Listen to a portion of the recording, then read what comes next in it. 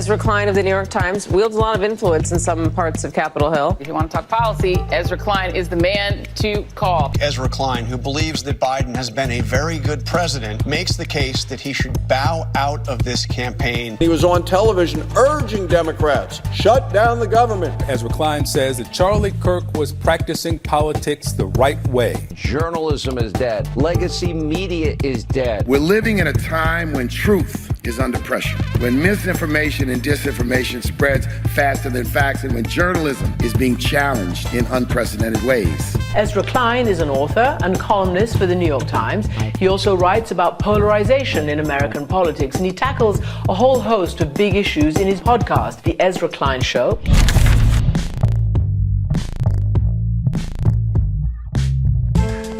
This is What Now with Trevor Noah.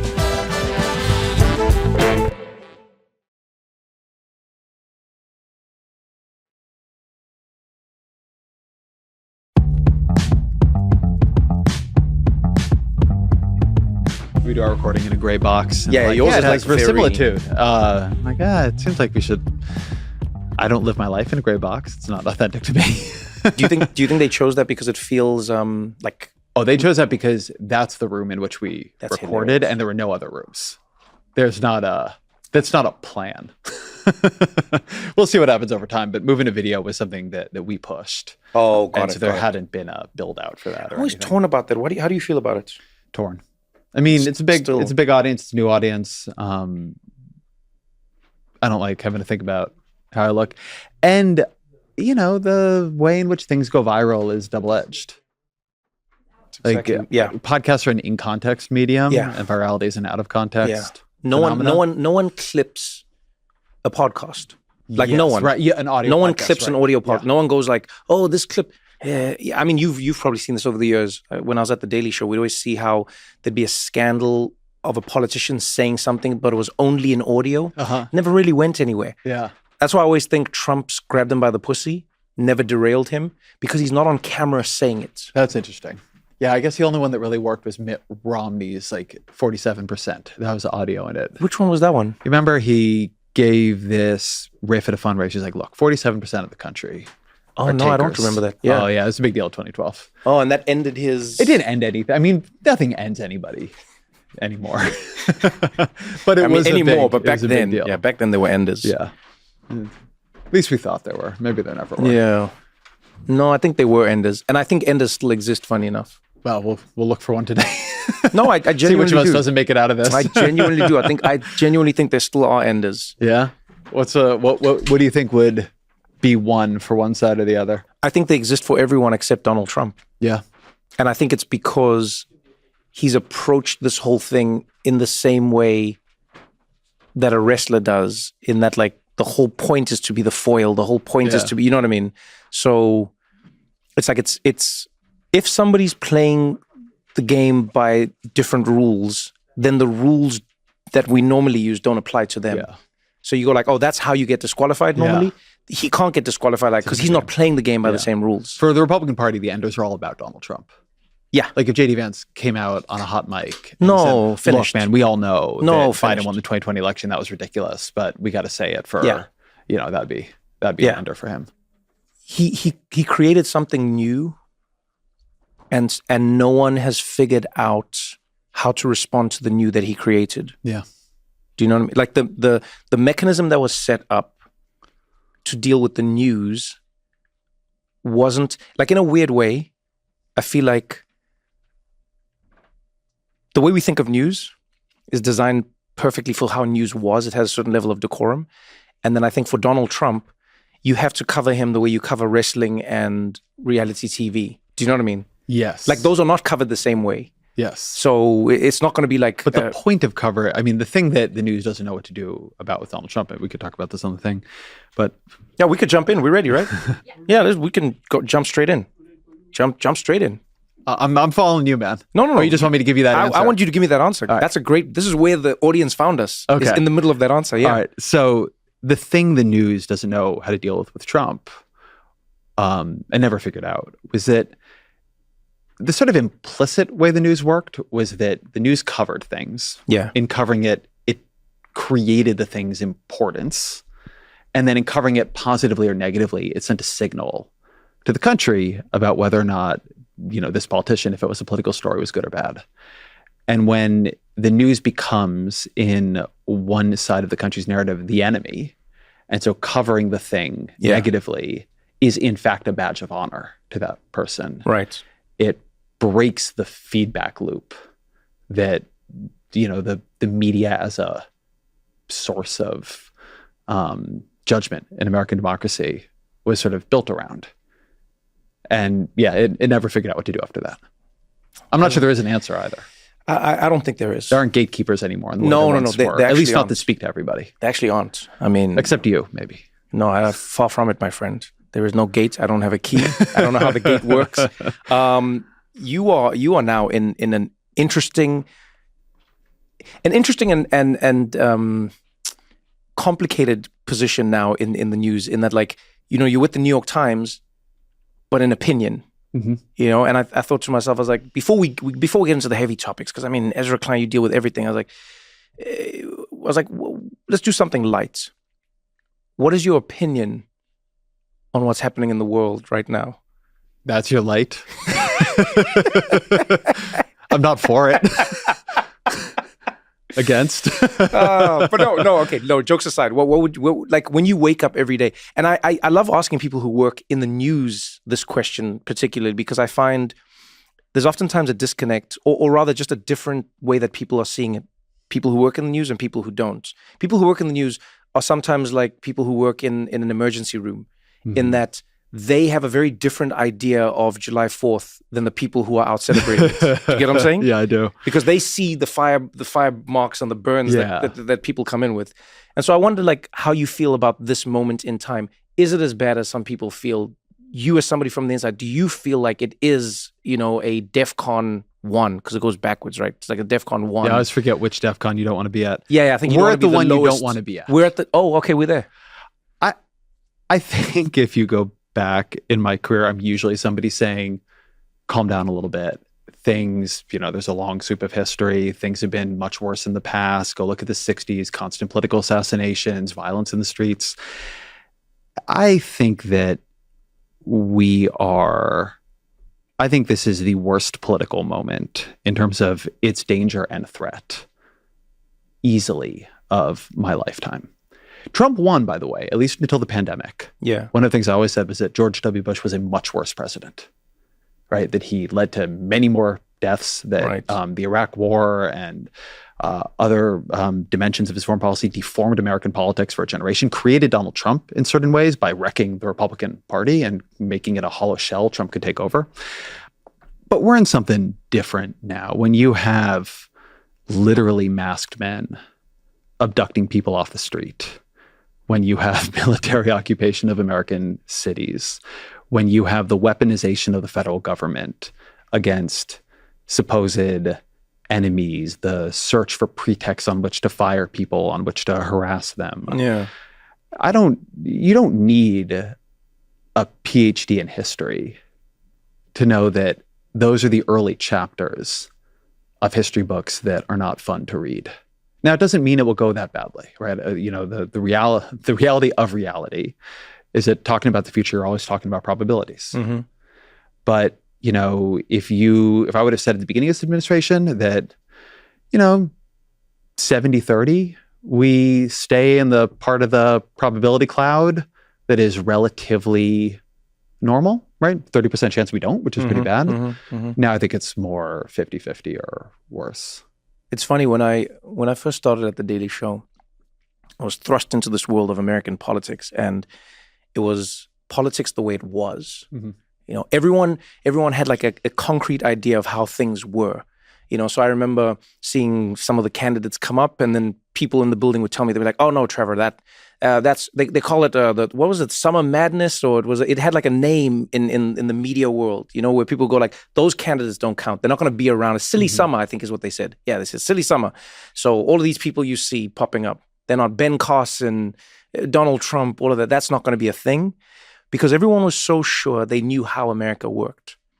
And I would say from 2016 onwards, the one thing I've realized is more than ever, I've seen Americans go, I don't know. I don't know how this country actually works now. I don't, there used to be like a fixed idea about how it worked. And now that seems to be gone. I mean, we were talking about this before the camera turned on, but people thought they understood what the rules of politics were. Yeah. And what kinds of political moves, comments, decisions would be functionally disqualifying. What was a level beneath which the American people would not let you go. And that was a form of American exceptionalism, internalized American exceptionalism. These terrible things have happened in other places, but we're America. They're not going to happen here. We have this political culture, this civic culture, this fundamental understanding of how we're supposed to treat one another. Mm-hmm. And I think that to the extent many people who used to feel certainty around that have become a bit unmoored, it's the recognition of a bottomlessness. Trump has not found the bottom. There's not a thing he has done, except maybe support vaccinations for COVID, that he has not been able to persuade his own base to tolerate. Mm-hmm. Maybe the Epstein files. But it is, in fact, the thing that made so many people initially think Trump would be disqualified, not by some rule maker somewhere, but by the voters. Yeah. The cruelty, the outrageousness, the sort of gleeful destruction of what I would say are things that maintained basic civic bonds that actually makes him appealing to many people. And once that got understood, right? In fact, forget like the people on the left who used to think they knew how American politics worked. Think about the people on the right. Go read, J.D. Vance's Hillbilly Elegy. Oh, yeah. I mean, come on. And check out the things that Vance was saying on podcasts about virtue in public life and the way we treat each other after that, in that period, right? I mean, and look at the personality transplants of Ted Cruz, of Elise Stefanik, of Vance, of once people understood that it was not only, but quite substantially the worst parts of Donald Trump that accounted for his appeal. It wasn't all that people thought he was a businessman from watching The Apprentice. That really altered things. And then when he was able to not just go through the first term, but box out every other Republican after losing re-election. That was just almost unheard of. Almost unheard of. Yeah. So then there was no pathway to power except his favor on the right. And so the complete demolition of the idea that this will ever snap back, or at least anytime soon, that we're just in an aberrant moment from a sort of unusual reality TV superstar, that's over. Yeah. And that's the end of the surety, right? Both on the left and the right. Everybody understands we're in a different game now. Or if they don't, which actually, to be fair, I think a lot of Democratic Party politicians don't, they're dinosaurs, right? They're going to go extinct. One of the biggest reasons I want Hope you didn't bring me here for optimism. Oh, no, we're going to find optimism. We're going to find optimism, my friend. I always think optimism is only defined by, the time scale you use it. That's fair, yeah. Yeah, 100 years, things get much better. 1,000 years, million years. Oh, did we even matter? The AIs are going to love what we left them. I like the assumption that people think that the AIs will want the same things we want if they get as intelligent as they do. But we'll actually talk about AI because I loved your piece on it. I want to talk about you as Ezra Klein because there's a song in the musical Hamilton, right? I think it's Aaron Burr's character. Forgive me if I get any of these people wrong. I just remember the songs and I remembered liking it. And he has the song, The Room Where It Happens, right? And all he's singing about in the song is he goes, I just want to be in the room where it happens, where the rules are written, where the Constitution is made, where countries are defined, where he's like, it's an interesting song because it's a person saying, I don't even care to necessarily do it. I don't necessarily care to be remembered for it. But man, I want to be in that room where it happens. And all I could think about for this episode was, that's Ezra Klein. That I just want to be in the room where it happens? No. That you are in the room where it happens. Not that you want to be. Because I went, look at this Venn diagram, right? Right? For anyone who's tuning in, going okay, well, Trevor, what's your fascination with Ezra Klein? I go, okay, how about this? Here's somebody who is in the epicenter of news in many ways. You know, you've got Vox, which I was a big fan of. Helped me a lot on the Daily Show, by the way. We got to talk about that. You got Vox that reshaped how many people saw news, especially young people. Now working at the New York Times, you know, curating, shaping the opinion section, working on the podcast, you know, like doing journalistic work that sort of like branches out what the New York Times does. So you've got the news element, journalism. Then you've got the writing, the investigating, the campaigning for certain ideas in the world. So like shaping what the world is thinking. Then you've got another little circle, and that is the politics itself. The amount of times I've heard a person who is either a Democrat in power or somebody who's adjacent to them saying, well, we're going to reach out to Ezra Klein, or Ezra Klein hopefully will, in some way, shape, or form, your name is there. And I was like, wow, the politicians are even looking to this guy. And then you're in like this world. I see you on podcasts. I see you talking to like everyday people. I go, this is the perfect Venn diagram of the room where it happens. Do you feel like that about yourself? No. No. I've lost faith in there being a room where it happens. Ah, Ezra, no, you can't be serious. Says the man in the room? I think that one of my lessons of the past couple of years is there's not a room. Look, man, everybody knew Joe Biden was too old to run for president again. Okay. Everybody knew. Not that he was senile. He wasn't senile. Yeah. But they knew. And there was no room. Not only was there no room, the people in the room were not in a position where they could even say it. And the point is not that I have some great perspective on any of this. The point is that one of the things I find frightening about this period, for all that I was talking about earlier, is the feeling that, you know, I am at my core a reporter. I talk to people, as you were saying. Sometimes they talk to me. And I think in a lot of these conversations, some part of me is like, are you the adult? Are you the person who knows what's going on here? Yeah. And you come to realize that person isn't there, or that set of people. There's nobody set in strategy for the Democratic Party right now, man. There are some people in theory in charge, but they are not. They're reactive. They're behind. Right. And it gives you a different, like, I see things as much less formed. I think when I was a reporter working in the Washington that had rules that you were talking about earlier, I believed much more. And I think it was actually truer that there was a room where it happened. Okay. And I think that's not really how a lot of things work. It's diffuse across social media, for instance. The amount of elite communication that elites are doing with each other through social media vibes and through this tweet. I mean, Donald Trump is, of course, the epicenter of this. Yeah. How much of his, not just governing, but his signal sending to the rest of the Republican Party, to the right, to the country, is not going into a room where the stakeholders are assembled and like banging his fist on the table and giving them an answer. It's shooting out a tweet or a truth social post. What he is doing in all caps, they're all doing now. But here's the thing I think you may be missing is oftentimes the people in the room don't know that they're in the room. This metaphor is starting to stretch. No, think about it. This is what I mean, honestly. Right? We call it the room where it happened, or we think about it like that because whatever happened has now had an effect on society.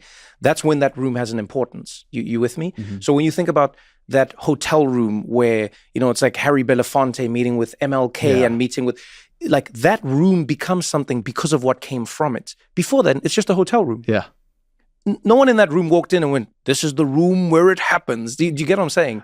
I think we're not saying something that different now. Yeah. And so this is what I'm saying fascinates me about you. And even you giving me that answer makes me more excited to talk to you about it, because I go, that means to me you sort of like are approaching this with a degree of humility, which I'm honestly intrigued by, because I go, some people would go, yeah, I'm that guy. You're going like, no, there's not even a room. There's not a room. There's not a guy.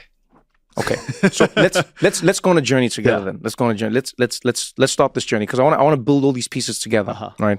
You got Ezra Klein, who gets into campaigning. Was really like your first foray into the world of politics, right? Like campaigning No, man, for... I'm a blogger. No, but before... like No, weren't never you, before that. Weren't you with... Dean? Yes. That was after I was a blogger. Oh, so I got you were picked up blogging by the first. Dean campaign because Joe Trippi, the campaign manager on the Dean campaign, read my Blogspot blog that I started as a 18-year-old college student and had 35 hits on my site, my site meter, I think it was called back then, my traffic meter. That is a wild. day, and one of them turned out to be Joe Trippi.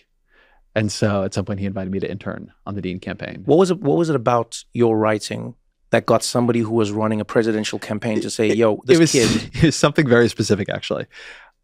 I had read the book that, as much as any book did, got me into politics. Yeah. The single greatest piece of campaign journalism ever produced. This is, every political journalist will tell you this, is Richard Ben Kramer's account of the 1988 presidential election. It's called What It Takes.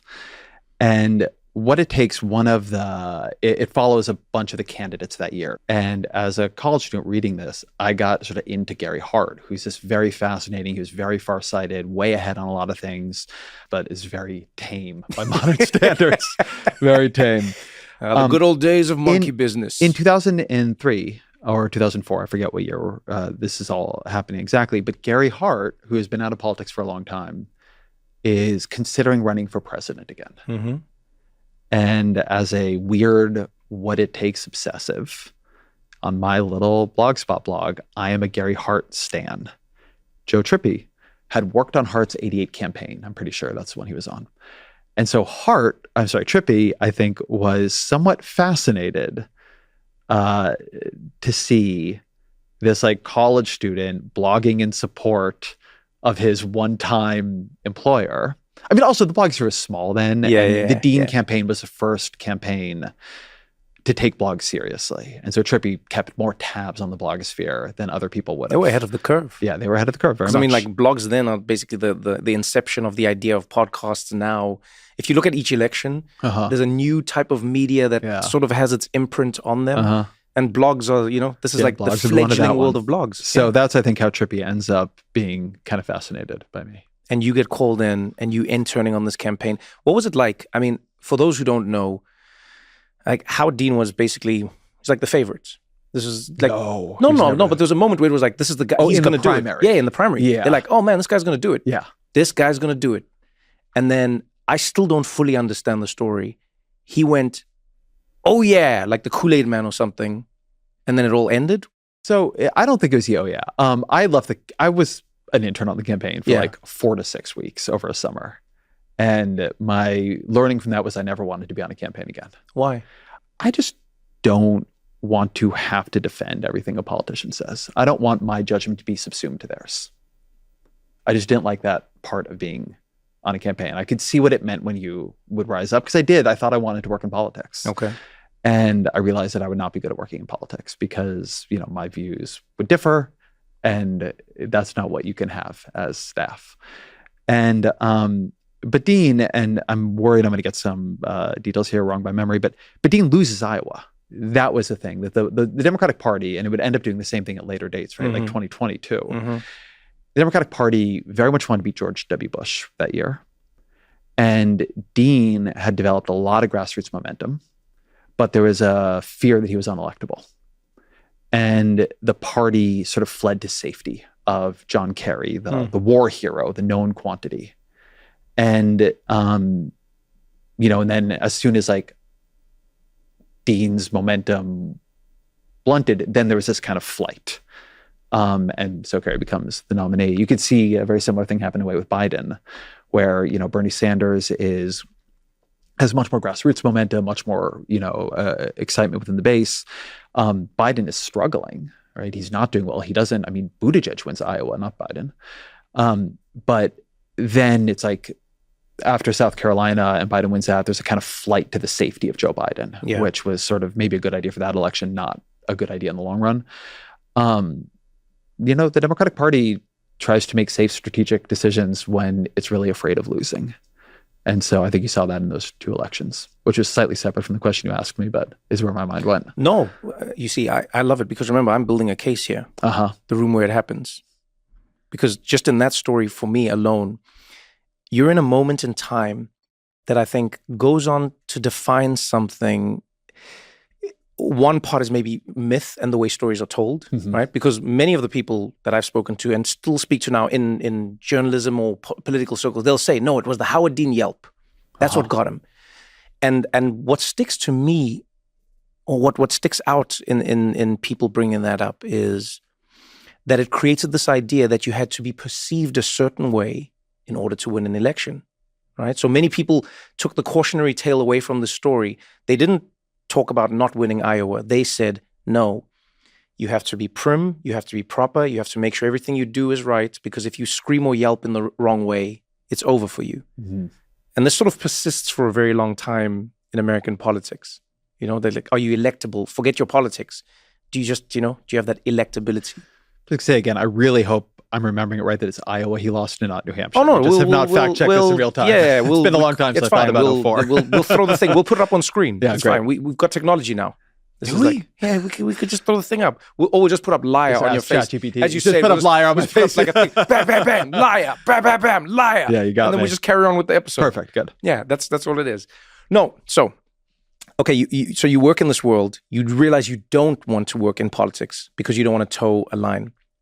And so you get dragged into journalism, right? Like this, you get pulled into this world of journalism. I'm blogging and people around me begin realizing I'm going to become a journalist way before I do, right? They're like, but what is it about? I want to know, like, what they saw in you that you didn't see and what still keeps you going in that world today, because you're very good at it. That's the thing.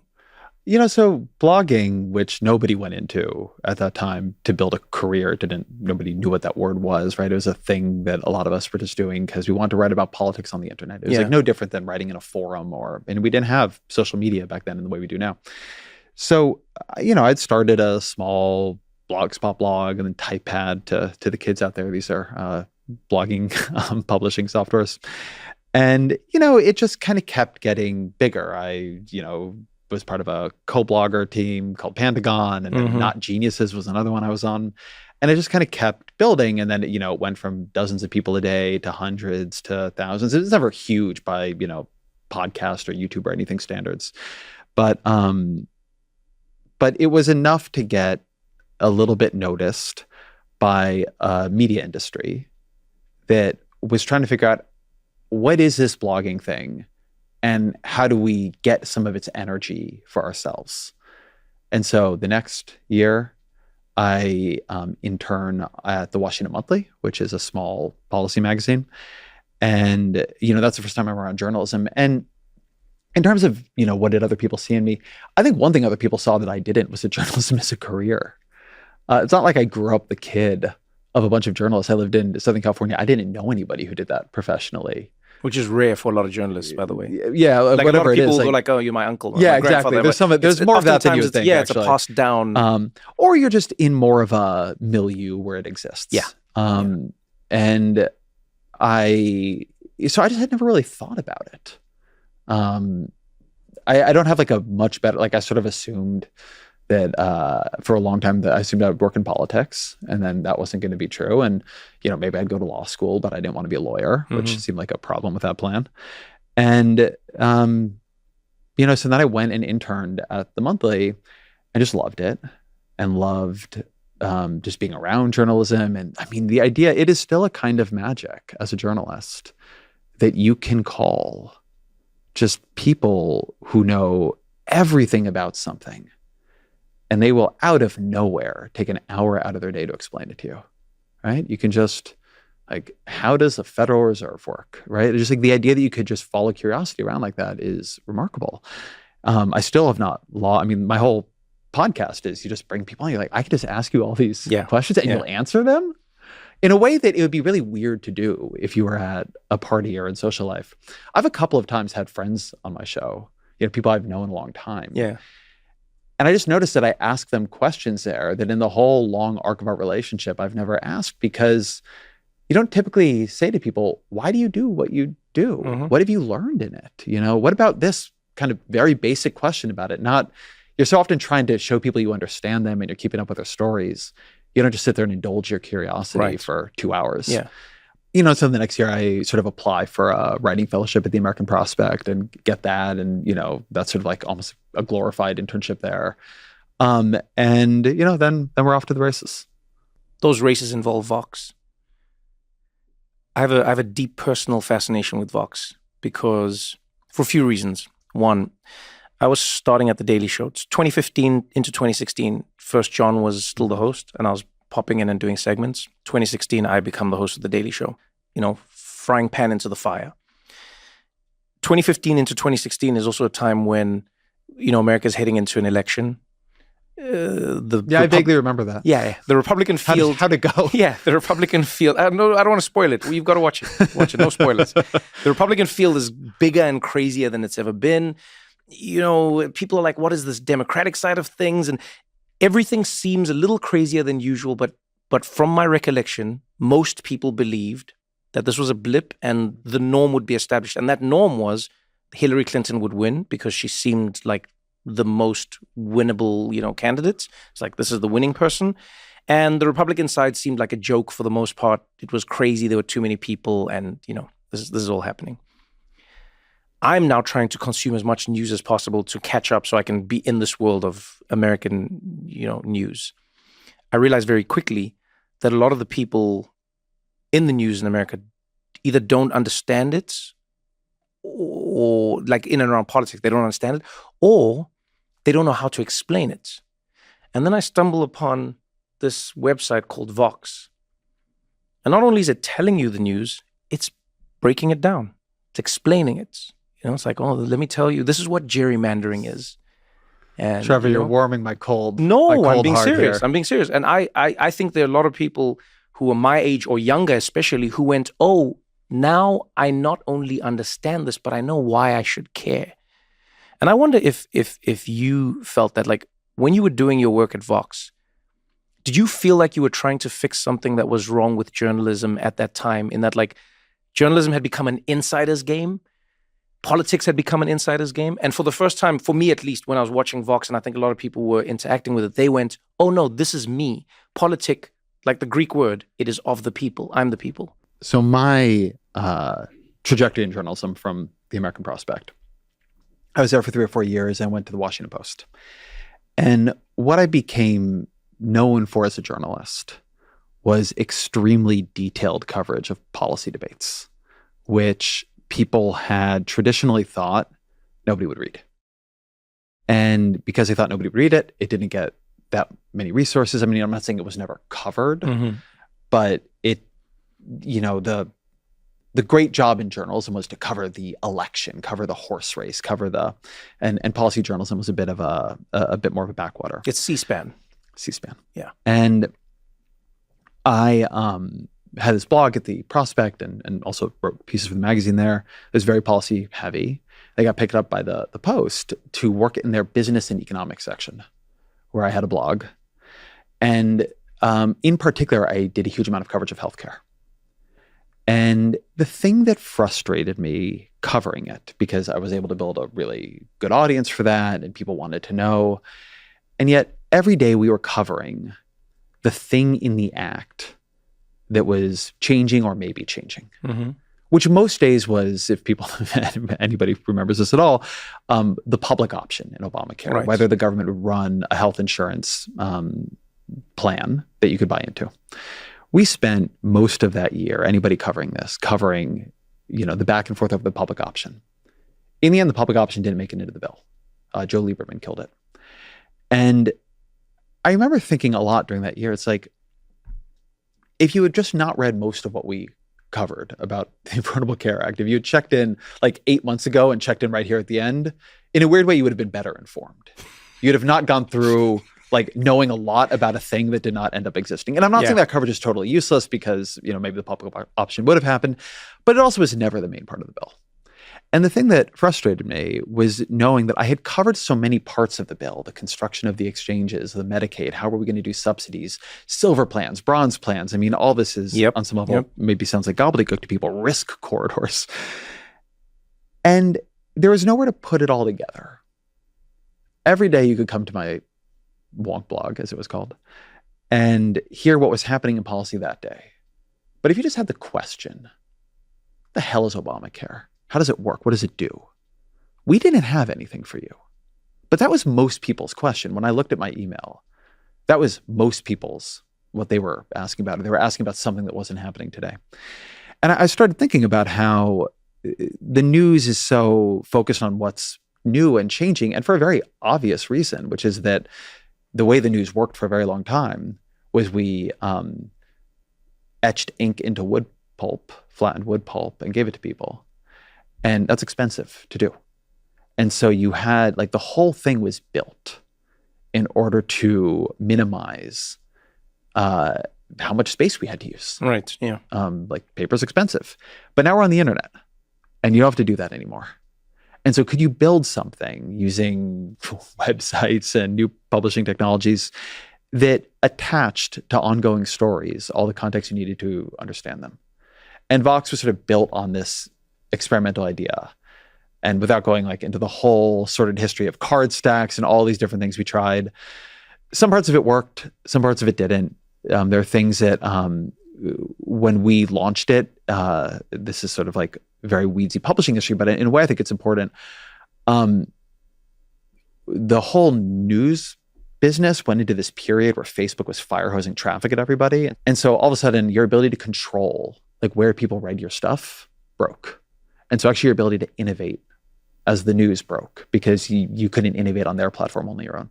So a lot of the things that I thought were the most interesting, the way the technology evolved didn't quite allow. But what Vox was built to do, what it is still out there doing, was to be focused on the contextual layer of the news, to use the new thing that happened to talk about the broad thing that was happening. And at our best, across a bunch of different forms, from articles to the Netflix show Explained, which we did for 5 seasons, that thing of like, how do you get at the thing that isn't changing but is really important? It was a new way to animate a news site.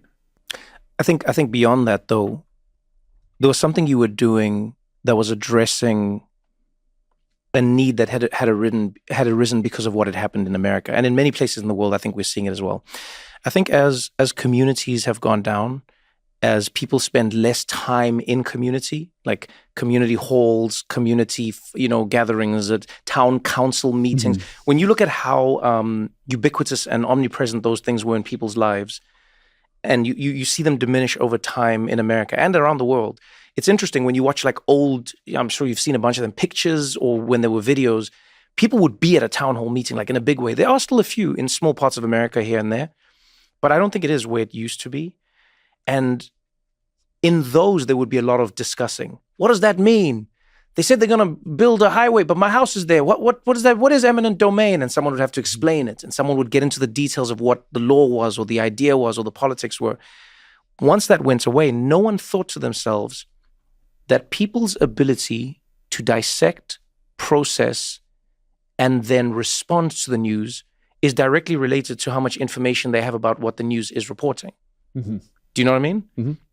TV shows started understanding this. That's why they went with previously on. Yeah. Because they went, hey man, maybe you didn't see the previous episode or maybe you forgot it. Yeah. And if you think about it, it's like they spent so much time focusing on something so stupid. Who cares if you know what happened in the previous episode? But they were like, no, we need you to. And I was always fascinated that the news sort of didn't do that. The news wasn't saying previously on. It would just tell you, this happened today. The Democrats did this. The Republicans did this. This person did that. That person said this. But you'd go, but how do we get here? And that's what I feel you tapped into. That's what I feel like you and your colleagues worked on, was creating the context that the news relies on without realizing it. Does that make sense? I think that's right. I mean, again, a lot of it was about the internet made new things possible. Yeah. When you have profound changes in communication mediums, what you are communicating should not stay the same. And I mean, for everything we were talking about. Say that again, though. I love that. When you have profound changes in communication mediums, what you are communicating, and for that matter, the way you are communicating it, shouldn't stay the same. If it does, you've not noticed something. And by the way, this is one of the things that explains the breakdown in the rules of politics and the assumptions that we know what's going on. Yeah. It was not the case that from when I was a kid, to when I was in my 20s, that the dominant mediums of political communication changed like 5 times. But since then, it's been like, blogs, and then the rise of social media, then the rise of algorithmic social media and podcasting and TikTok virality.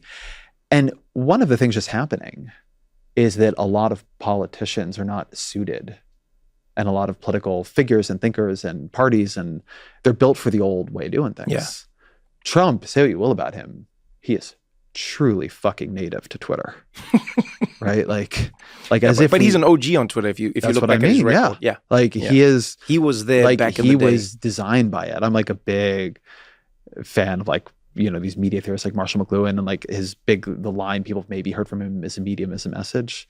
And what he means by that is that we get distracted. We're like, is it a good tweet or a bad tweet? And he's like, it doesn't matter. What matters is what being on there leads you to expect and reward. Yeah.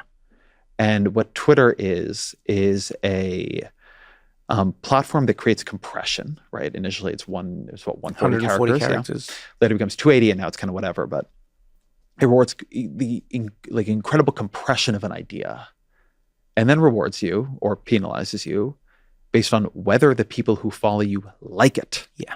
Or respond to it, which was even more crucial. Yeah, you can do the other thing, right? Yeah. They could also hate it. That's possible too. Yeah, as long as they engage in it. That was the main thing. What it is not is deliberative. What it is not is like a way to hear people out and on the one hand, on the other hand, Trump is not deliberative. Right? Trump is not listening. But Trump is amazing at knowing what's resonating in a crowd. Oh yeah, he gets retweets. Yeah. That's what he's aiming for. And so, anyway, so Vox in a way is built for a new medium, but it keeps changing, right? It keeps moving. And I think one of the things to just be really alert to is the way every movement changes a medium. We were talking before the show started about this is a podcast on some level. But in the last couple of years, all the podcasts have gone video too. Yeah. And some are always there, like Rogan, but a lot of us weren't. I've gone video. And going video changes the show, right? So now people get these like little clipped out pieces of podcasts. And in many ways, what made podcasting such an unusual medium was that didn't happen. It was all in context. It was all in context. But now we're in video because video allows like people clip it out and then it goes viral and then people know you did the podcast, which can be great, but also it's going to change how people act in the room. Yeah. It's going to change how the interviewer acts, right? Like every time the medium changes, it changes us back. And so I think like one of the things that, you know, maybe you're picking out of my career, but is I think I'm pretty alert to how mediums are changing like on the meta level. Mm-hmm. That is what I pick up. And you got to think about what are the opportunities and what are the drawbacks, right? I do not write on X or Threads or Blue Sky. Like now my show will put some clips up, but not because I don't think anybody should, but because it doesn't work for the kind of content I want to put into the world. Like the compression is in many ways like the enemy of what I'm trying to do. Right. The compression and the, did you like it? Did you like it? Did you like it? Yeah, fundamentally. I sort of want people to have the feeling after listening to my show, like, I need to think about that for a while. I don't just want them to go like, yeah. And so, you know, you got to decide like what are the mediums that work that way? One of the most frustrating things to me about the media is how bad it is about thinking about mediums. Like just like the poverty of media theory in the media is crazy. And among politicians. And it's like, it's such a defining force in our lives. Like what are the rules and incentives of the places in which we communicate? Why do you think the media is so bad at looking at itself when it's so good at looking at everything else? You know, like I've always been intrigued by this, like why every institute with New York Times, Washington Post, they seemed like they were the slowest to adapt to where the world was moving while they were reporting on the world moving. You know, they would be writing articles about how everything's becoming digital, but they weren't becoming digital. They would be covering stories about how people are watching less TV on TV, but TV wouldn't think about what the next step should be beyond TV. Like, why do you think that is? Because you would think it's the most observant space to be in, and yet it's usually not because nobody noticed. I'll say two things about it. So one is that it's not that the media isn't even good at looking at itself. The media actually loves to talk about itself. It's not good at looking at the thing around itself. So the media loves to talk about editorial decisions, for instance. Okay. Do we make the right editorial decisions? It doesn't like to talk about the financial context in which those editorial decisions happen. And I'm not saying something hugely conspiratorial here, but like the way newspapers, for instance, evolved. Yeah. What's the business model of a classic newspaper? The business model of a classic newspaper is a local advertising monopoly. You are funding foreign bureaus by telling people there's a shoe sale down the block. You are funding, deep corruption investigations by telling people that down the street, somebody is selling a skateboard. And like classifieds, local advertising, etc. What that creates is a huge incentive to be palatable to the entire community, or as much of it as you possibly can. Because you need them to go buy the shoes. Being the one newspaper Right. is a lot more valuable than being one of two or one of four. Right? It's what did Michael Jordan say, right? Republicans and Democrats buy shoes. Yeah. And so he says he didn't say in that way or whatever, but it's an interesting, just talking about myths it's also and ideas. true, by the way. It is Republicans true. and Democrats do buy is shoes, true. right? Yeah, There's almost a political wisdom in that comment that I think it's easy to dismiss too. But so the voice of the newspaper evolves to be extremely neutral. And then around it, you have things like tabloids and other things like that. What then happens is we move online.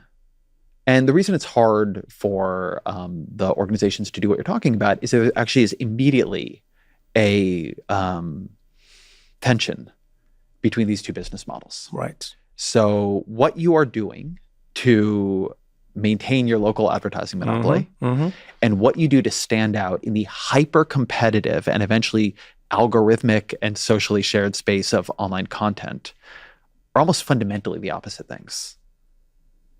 And it is very hard to shift one business model to the other and one newsroom to the other, right? That makes People sense. grew up doing a kind of thing. They were trained for a kind of thing. And maybe you don't even want to do the other thing because you think maybe with some justification, the other thing isn't a great thing for democracy or not the right way to do the news. It's beneath you in a way. It's less prestigious. You see this all the time with, there's endless debate online about the New York Times headlines. And, are they saying washing Donald Trump, or are they really anti-Trump if you're on the right? And one of the things that, first, if you're reading a New York Times headline, like the amount of leverage I think the left thinks we have over American politics in our headlines is not true. Like most people who read New York Times headlines probably have a pretty settled opinion about Donald Trump. But also the New York Times wants to be a place that the other half of the country can read. Right? These tensions don't have an answer. And they reflect in our paper, in other organizations, not just like a question of how do you do the media or how do you do the news, but who are you for? How do you fund that thing? How do people find you, right? This is such a big deal. The thing that is now broken is distribution. The business models too, but distribution. For a while, we distributed through, you came and subscribed and bought the thing.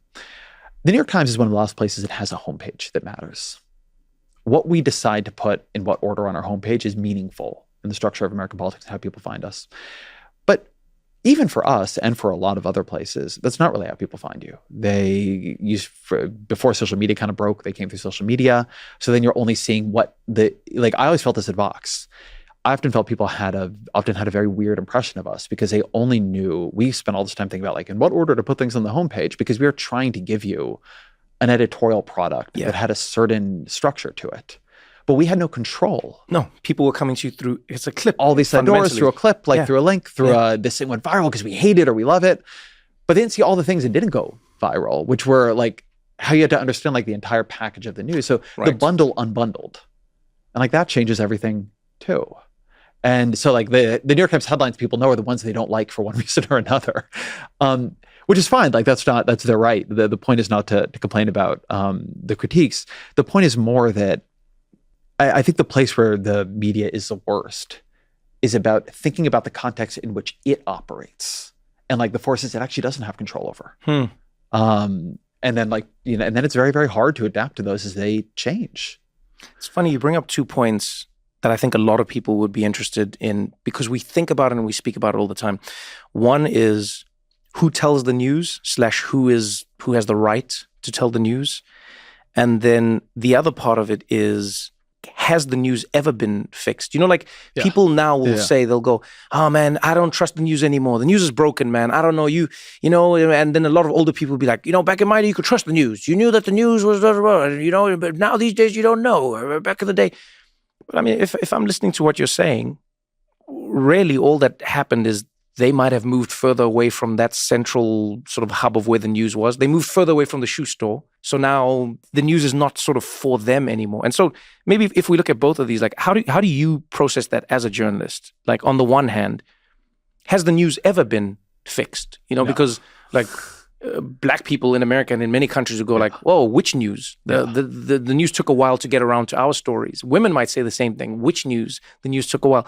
People in other countries might go like, oh, you Americans, your news? Let me tell you what was actually happening in my actual country that your news was reporting on. So let's talk about that part first. Like, how do you think about that as a journalist? Is like, do you even have to grapple with the idea of biased, not biased? Where are we calling ourselves, or what is the core of what we're doing?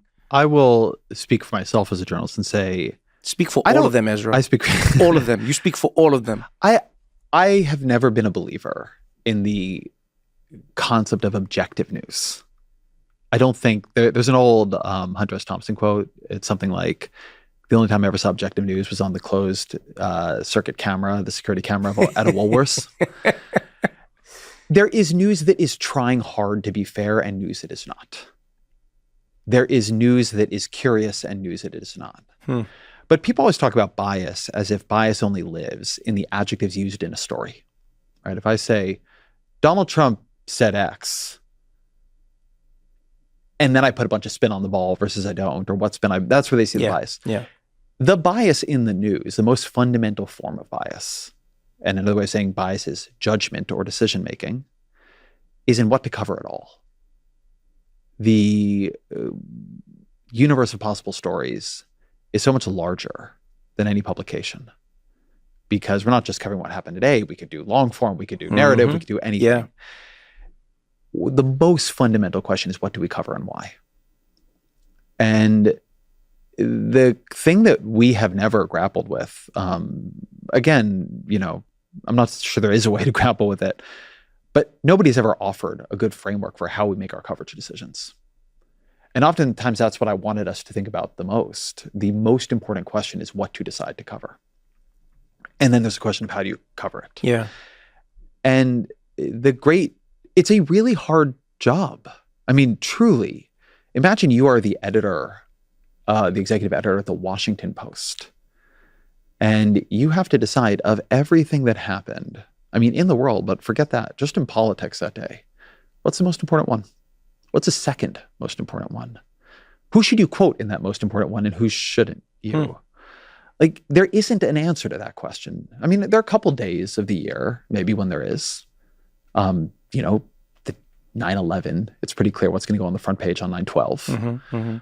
But there usually isn't. And so you have to come up with some internal framework or intuitive framework that does a couple of things all at the same time, right? One thing it has to do is make some sense to you, right? As a person putting out this product, you have to think you did a good job. The next thing it has to do is make sense, not just to your audience, as if that is this, you know, one blob out there. Yeah. Your audience is. People have to look at it and say to themselves, that seems reasonable. Like, if we just had homepage right now after homepage that didn't cover Trump at all, and was like, you know, what's really important is decisions Xi Jinping is making in China, that would look really weird to people. It might be in the long sweep of history that actually what seems to be really important is a bunch of decisions Xi Jinping is making right now in China. Yeah. But it would look weird to an American audience to move our coverage 70-30 over to China and India. I know exactly what you mean. And you could just keep going down the line like this, right? So the question of how do you decide what matters is just a very hard and unsolved one. And one of the hard things about the news is I actually think most often our heuristic is, what are the other newspapers or news organizations deciding matters? I mean, you guys had this issue, I'm sure, at The Daily Show. Ours was different, though. It was similar, but it was different. And I very quickly came to a realization. Sometimes your incentives as the person who is actually doing the thing do not match up with the organization's incentives, right? So one of the simplest things we came across at The Daily Show was, and I think you'd appreciate something like this. They would go out and they would do like, you know, testing and audiences and blah, blah, and they'd be like, this is what, and they would go, this is what the audience of The Daily Show is most interested in. Number one, without fail, most times was like climate change. They're like, your audience, Daily Show audience, this age of people, we've polled them. They want to know about climate change. That's the number one thing they talk about. And then when you would go to the ratings, every episode we did about climate change was one of the worst. People wouldn't watch the episode about climate change. But when they were asked the question, they would say the most important thing to me is that this show covers climate change. But when the show would cover climate change, they wouldn't watch the episode on climate change.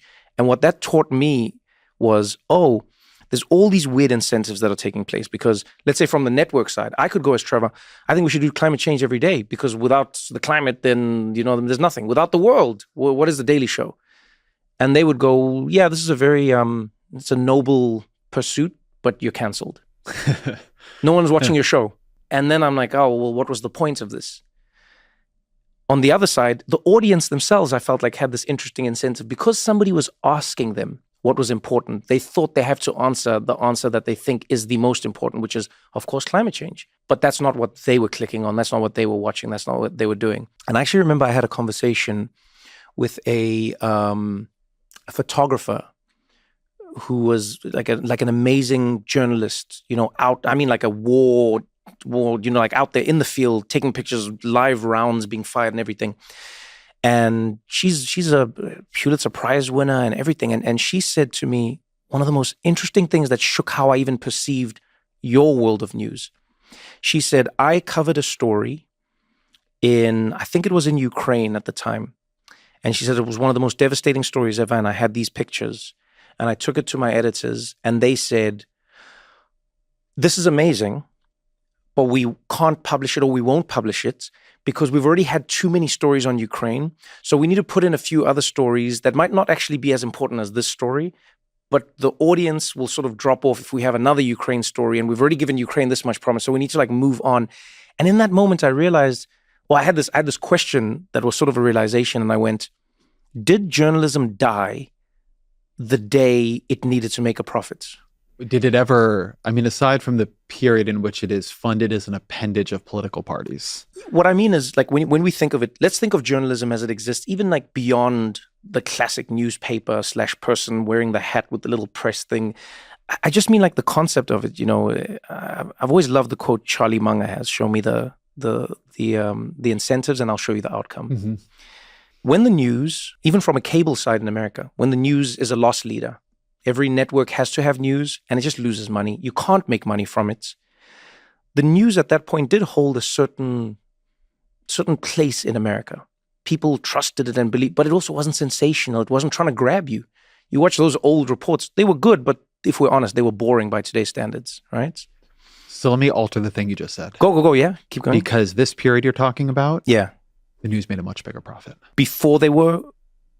When they were loss leaders? They weren't loss leaders. Maybe the network nightly news, you could say that about. Right. But the newspapers, no, I don't mean that. But the thing I'm saying... I mean network... So the thing I'm saying about all of those actually is that the alteration of what you're saying, if you're thinking about this in time, right? Yeah. Because I think you've got in here, there's a period where it moved into a more financialized model. There's not. We make less profit now by a lot. You could say that the news died the day, that was your formulation, right? That the news died the day when it no longer had monopoly profits. Because the thing that it had before... I love that. I actually like that. So fundamentally, the news never Yeah. really made a profit. Advertising made profits. Again, this is such a key thing, right? That's always the case. But it's really important, right? If what had ever happened was that people loved paying money for news, it's a very different business. Yes.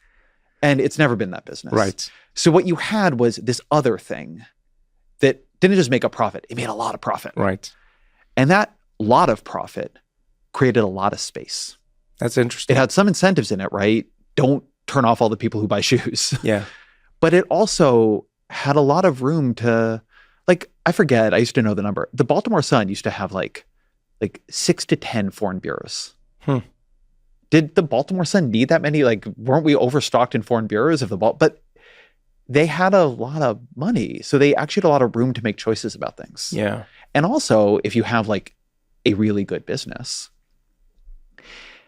then your ability to withstand some subscribers being mad at you or some politicians being mad at you is a lot stronger than if you don't.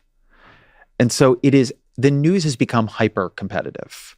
It is an absolute war of all against all. And not just news versus news, but news versus literally everything else, right? In the period you're talking about when there are a couple broadcast networks and it's 6 p.m., they all run the news, changes a lot when cable news becomes part of the equation, right? It also changes a lot when there's more networks, I guess. Yeah, I think we're saying the same all of thing. a sudden, you're like fighting with the gardening channel, and the video games channel, and Nickelodeon, and whatever else. And as it becomes more competitive and more capitalistic, like in a well-functioning market, according to Econ 101, profit is driven near to zero. That when profits are high, what you should understand you have is a non-well-functioning market. Because in theory, with no barrier to entry, you should always have profits driving as near to zero as competition allows. And so you used to have functionally monopoly profits, local monopoly profits. They funded a lot of news. And now you have a highly competitive market.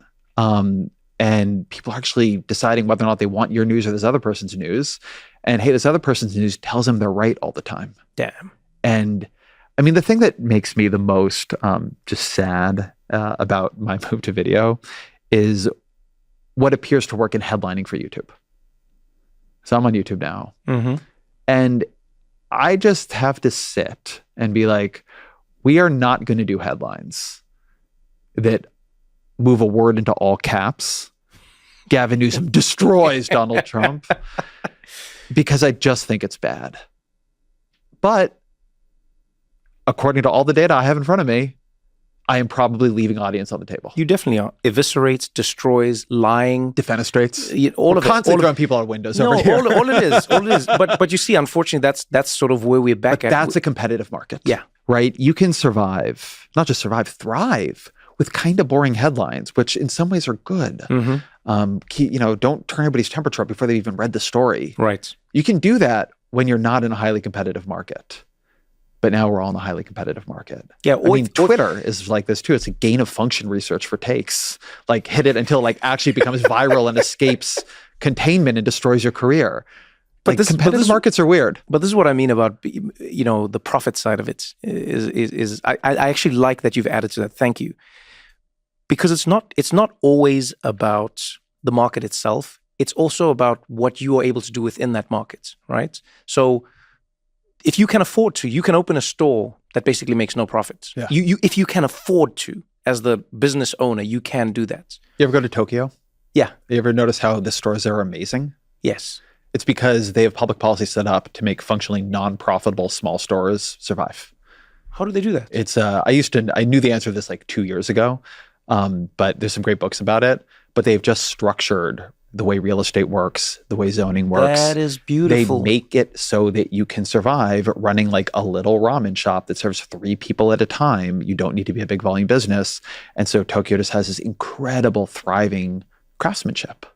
Now, you see, this is a question I have for you as the journalist, is like, why is it, and I'm not putting all of this at journalism's door, please don't get me wrong, but like, why is it that people don't seem to know that small detail that enables them to make a decision about a larger detail? So what you just said to me now, because I've been to Tokyo, I love it. I love the stores. I love how diverse they are. I love how interesting. And to your point, I love the craftsmanship. But people who go to Japan will say the same thing. They'll say, man, it's amazing. And you've got such great clothing and such great food, and people take care, and they don't have to like feed as many people as possible. So they try and make it really, really, really good. And the quality and everyone sort of loves that. And then when they come home, whether it's to the United States or the United Kingdom or South Africa or wherever they are, they'll go, why can't we, why is every coffee shop like why is that all taken over? Where's the craftsmanship? But what you just said to me, I go like, why don't we know more of this? And again, you have a New York Times journalist on here and he immediately tells you the secret to Tokyo. And you're like, why don't the journalists reveal the secrets? No, but this is what I'm saying. I had to bring you here, Ezra. This is not a sustainable model for us to work from. Are you going to go to everyone's house and tell them this? No, and I mean it in this is what I mean is like, where do you think it's broken down? Like, there are many Americans who I would argue don't know why their local store has closed down. They don't see the connection between policies that are made or not made that will determine how their town thrives or doesn't thrive. The don't know is the main thing. And then we judge people for feeling or acting a certain way when they only have the information that they have. And so like I wonder like how you grapple with that, or where you think the breakdown comes in. The Tokyo example is like specific, but in the broader thing about why did the store close down, for most things, when people start the sentence, like, why won't the media tell us? Usually I can then turn around and give me 6 minutes and I'll find you, including on this Tokyo example, by the way, a bunch of beautifully reported long form stories that you've never heard of. One thing I said a minute ago is that distribution is broken. How does a story that was published, I mean, how often are you going to run, let's say you're the New York Times, or in this case, let's take it off my employer, right? Let's say you're the Boston Globe, in the heyday, and you've got, some Asia bureaus. And one of your reporters is like, I want to do a story on a function of the way Tokyo's housing market and zoning policy, and it like has kind of come together. Like, great, it's a good story. Yeah, let's do it. And you run that story on, June 14th, 2007. Some people read it like, that's a good story. Like, that explains something about Tokyo for me. And then what, are you going to rerun it on June 15th and have the person do another version of it? And so it's almost always there somewhere, but how does it find you? Yeah. Again, going back to the explainer model that we were trying to think about at Vox, of these like constantly updated, explainers, there's like one thing I always thought about is we are sitting on this astonishing archive of information, just astonishing. How do we derive value out of everything we've already done? Not just we, but the audience, the people we're trying to serve. Like if I were doing, I'm very, very, very pessimistic, I will say, about the effect I think AI is going to have on the news and on news consumption. So I don't say the next thing as a booster.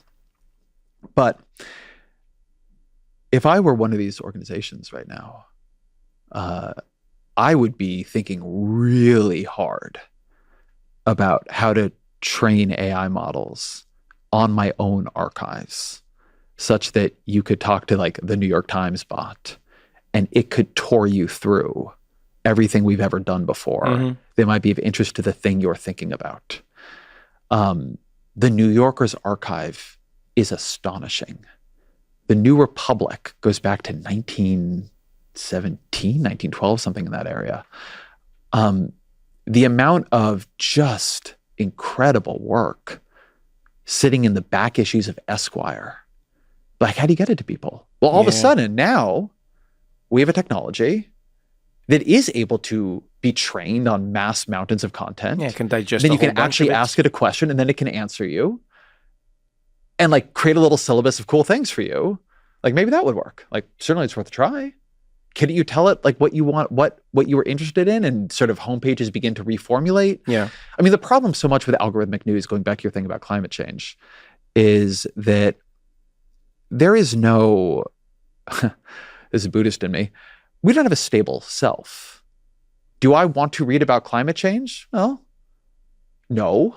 Yes. Like, do I want to eat Oreos? I mean, no, like not in the long run. I mean, yes, right now I do. Yeah. And the thing that the like Facebook and TikTok and everything are incentivized is for your instant desire. The desire that happens almost before you realize it's happening. But of course we have slower desires. Desires that are true to us. Like I would like to sleep more. I would also like to stay up later, like, watching TV. Like I imagine this world in which we could build these systems where we could tell them not what we want this second, but what we want, what the part of us that can think about ourselves in some kind of long run way thinks we want. And with it holding that sense of our better self in mind in its system prompt, it could help us find things that would lead to that. And in fact, give us reminders like, you told me you don't want to do high-speed clicking around a bunch of social media shit on the internet. Are you sure you want to be doing what you're doing right now? Right now, they don't seem to do that very well, but it's totally technologically possible. It is. Like when we were at Vox, like the big thing was, hey, look, there's no length limit anymore. And we can update a story endlessly. Should we do something with that? And like what I see AI doing is creating slop. Not the only thing it's doing, but but you could, I mean, my God, if you're a news organization sitting on a limit on an archive that is like almost limitless, it really seems like there's something you could do there. Anyway, it's something I've been thinking about. I think I share a lot of your optimism and skepticism at the same time about AI, because I think AI has this like tiny window problem in that if we can get it in that tiny window, I think it could be the greatest thing that's almost ever happened to humanity. A few years ago, if you told anybody that something could dethrone Google, they would have laughed at you. If you even suggested the possibility that there would be something that people would go to for search more than Google, people would say you were crazy, right? And then something like TikTok comes along. Search, but it tells you how smart you are first. Of course. What a brilliant question, Ezra. I'm glad that you said that. You always have been a funny person. That's not just a thought. That's an insight, Trevor. You really are thinking like a journalist now. I love how it throws those things. Sometimes, have you ever tried to out nice AI? No. Oh, that's one of my favorite things to do. I'm always like, could you be meaner to me? Really? Yeah. Oh, what is that about? I don't need to be glazed so much when I have a question. You don't need to be mean, but could you just not? No. I feel like we live in a world where everyone is so angry. I try to do the opposite. So I will tell it. I'll be like, that is a great answer. Oh, I do that. You're really amazing. Oh. I really love the way you think. This is so much fun. And then it'll be like, I am having fun.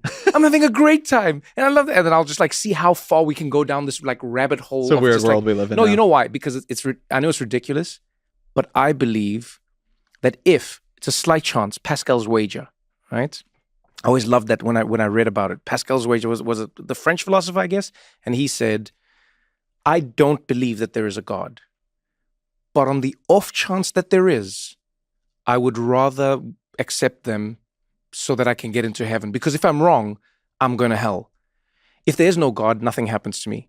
But if there is a God, man, that's tough. So I'm just going to say I'm pro-God. I worship. You gotta, and I always love that idea. And so what I do with AI is I go, I don't think that it'll lead to the apocalypse. I think it'll be somewhere in between, and it might be terrible in many ways and great in other ways. But if it does lead to the apocalypse, I would love to know that I was part of teaching it like niceness. And maybe there's just like a slither of code that exists in its head where it goes like, man, just be nice. Just be like super nice. Do you know what I mean? Yeah. Just like Trevor's wager. Yeah, just Trevor's wager. Just Terminator. Also, but you could polite. take the wager in a slightly other direction, which is to say, almost certainly these things are not sentient. Almost certainly. Yeah, that they don't have any qualitative experience of what it is like to be an AI. Mm-hmm. But as the systems get more and more powerful, like how sure are we that this thing that we don't really understand what's going on inside of them, and they're exhibiting a lot of strange behavior already, where it begins deceiving people to protect itself from being retrained and things like that. Yeah. On the off chance that actually the AI's life is complete hell, being asked a million totally boring questions, being asked to look at like skin tags or whatever, may as well be nice to it. Say thank you. I like that actually. So you appreciate the work I like it's this doing on idea your that the AI behalf. is working in like an Amazon warehouse. Yeah. And you're like, you know what? I'm going to be nice to There you. are people who think about this who are worried that we are like just torturing a bazillion copies of the, I think probably not. I don't know. But you don't have to be a dick. Yeah, I agree with that. Look, I don't think you have to be a dick because I do think your actions towards AI are defining how AI then processes what being a human is. Yeah. And then it'll feed that back to us. That's how I think of it. So I go, be part of the training data that makes it think that humans are good and kind. The same way we are with children. I've always thought one of the most important reasons that we have children in society is because they force us to fake how we are with each other. You know what I mean? Like I remember when I worked in an office, I would always love how people would have a child. They'd come into the office, and that would be the first time they introduced their child to people they never speak to. Yeah. They'd be like, "This is Dave. Oh, and this is Susan. Say hi to Susan." It's like, you've never said hi to Susan. You've worked here for 7 years. You've never said hi to Susan. But now your kid is saying hi to Susan. Do you know what I mean? Yeah, totally. And you're like, what do we say to the man? We say thank you. You've never said thank you. You grab your sandwich at Subway and you keep it moving. You with me? And I feel like in a way AI has that for us. It's like, if we are teaching this kid how we are just maybe it'll bring out the good in us. We're going to continue this conversation right after this short break.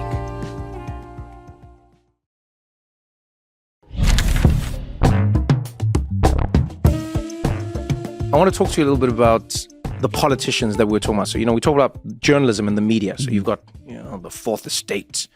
America is in an interesting place right now because, and please correct me if I'm wrong, because I'm only the person observing it from my point of view. It feels like the most uncertain space it's been in a very long time, right? And what makes this moment more unique than others is that its uncertainty is affecting the world in a really uncertain way. I was back home in South Africa the other day, and I was reading an article written from South Africa, which was nice, and then I read one from the US, but how like the small country of Lesotho, which is a country landlocked inside South Africa, has basically had its textile industry decimated because Trump imposed tariffs on Lesotho because he didn't like that the country had the trade deficit with the US was, in his opinion, imbalanced. While aggressively mispronouncing their name in the Liberation Day speech. Completely. And even joking saying, about it. Yeah, at some point he was even like, no one even knows it. No one even knows it. They don't even know what it, Lesotho, nobody knows. And I was like, it's crazy, man. It's one of the, I don't often get angry when I read a news story, but that one made me more angry than most because it was interesting how callous Trump was about this decision. He cut this country off for a trade deficit, which means nothing, by the way. It means nothing to the US in terms of actual numbers. They're selling textiles, clothing to the US. The idea that we want to be running a trade surplus yes, with Lesotho. It's impossible. It is literally impossible. You have to try to even imagine what it would look like. It's not how trade deficits and surpluses work. We're not trying to run a surplus with every country on earth. We're just not. It's stupid. That's not I don't want to.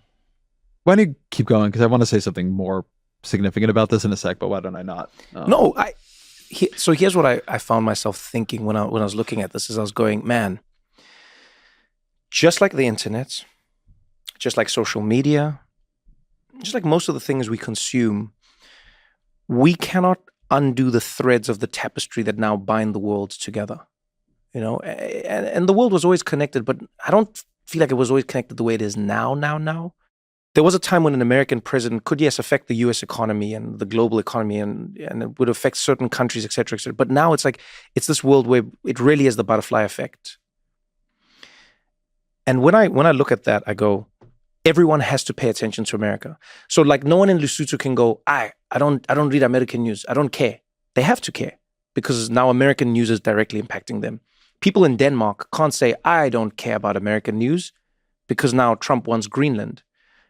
People in South Africa can't say, I don't care about American news. I focus on my news because Trump's going. Brazil were tariffing them because Bolsonaro tried to attempt a coup, and they thought that was something that maybe they should do something about. So do you know what I mean? They're under tariffs. So you imagine the whole world focusing on something that itself is completely unpredictable and unstable in this moment in time. And it feels like, maybe I'm wrong here, it feels like the only counterbalance to it is the Democratic Party, right? Because for all intents and purposes, it looks like Trump has the Republican Party wrapped up, and this is his thing now. It's a cult. If he goes one way, they go with him, and no matter what they say, they'll go with him the next day. So we want the Epstein files. He goes, actually, we don't want them. Everyone's like, well, who cared about them in the first place? Well, who cares about Epstein? Epstein who? Jeffrey? Who did Jeffrey? Who even uses that name anymore? People move on, right? They go with him. So now you need the Democratic Party. And then you go, wait, they are polling lower. I mean, that changes every, few weeks but they're polling lower than they were years ago. And you're just like, wait, what happened here? And then you read these stories about how the Democratic Party has no compass, no focus. They don't know who to go with, who to go against, what their message should be, etc. And then this is where you come in, because they've reached out to people like you to say, Ezra, what should we be doing? From the little, I'm not saying you run the Democratic Party, please. The internet don't blame me for that, man. The internet will say this about you, not me. I will let them do their job.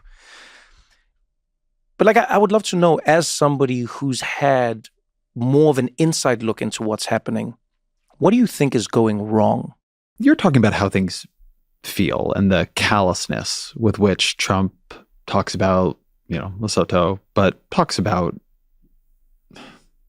just human beings, right? Yeah. I think all the time about this, the White House X account posting this video, which they called immigrant ASMR. Oh yeah, I've seen that. And it's these immigrants like dragging their manacles behind them. And this actually relates to the Democratic Party. One thing I've said to a lot of Democratic politicians is that I think they're operating on the wrong level. They're not sensing the level we are working at now. They're used to fighting over policy and Medicaid cuts and food stamp cuts and taxes, and like they're still in an election against Paul Ryan. And I think we are in a much more civilizational set of questions. Like, what kind of civilization are we? What Donald Trump is, what he represents, the way he thinks about people, is very much the 19th and the early 20th centuries. Rest of the world, even many people here, are just like pawns on the chessboard.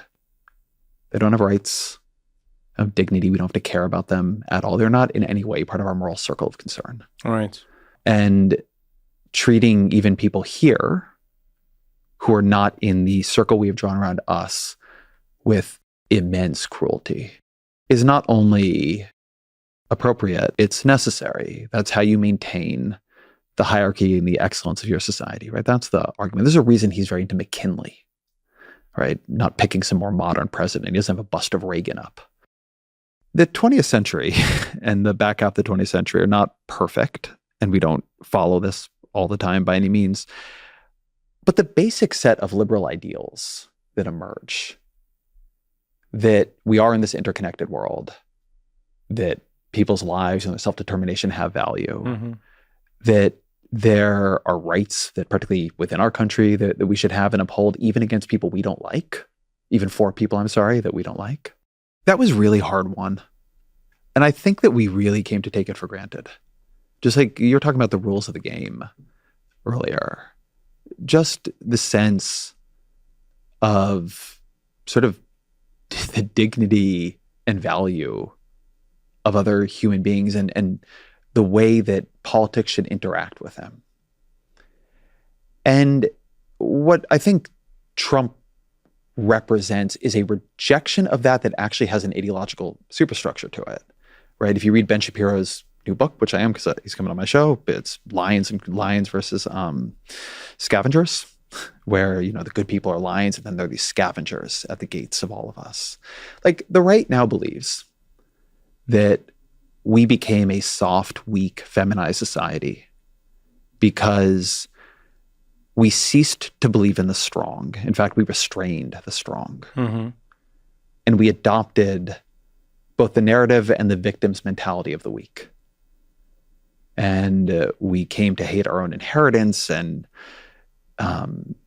attack ourselves for colonialism and racism and the sins of our past. And in doing, broke our own civilization.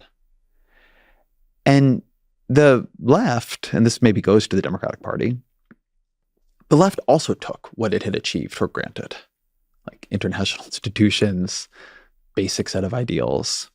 Like, all it could see was where it hadn't gotten yet. Barack Obama arises as like such a remarkable political phenomenon. And by the end, it's like, oh, just another politician, right? We didn't get everything we wanted. Like, it was useless. And one thing that I think is true about why the Democratic Party as it currently exists is not well suited to the moment is that it didn't even know it was having this argument. It didn't even really see that this was still an argument to be had. And so it doesn't forget defending its policies, which it does with inconsistent success. It actually has not done the intellectual work to defend or sell its own inheritance. Like, what does it mean to be liberal? What is the value of that? What is good about that? What is it that Trump is breaking? Why do we care about it? Right. And there's a real absence in my traveling around the party and my looking into the rooms where things are supposed to be happening. I don't see a lot of Democrats able to tell a story about this country that is operating at the level of the story that Trump, or if you listen to him in different contexts, J.D. Vance are telling. They are telling a very radically different story than the story of, forget Barack Obama, Ronald Reagan. And one of the problems with being part of a successful political movement for many decades is you actually forget how to defend what you are. You become self-satisfied and a little smug and lazy. And it's like, well, these guys can't win. People like that don't win here. Yeah. And it is the cruelty of Trump, the callousness, that as much as anything else, not just needs an answer, but a counterexample.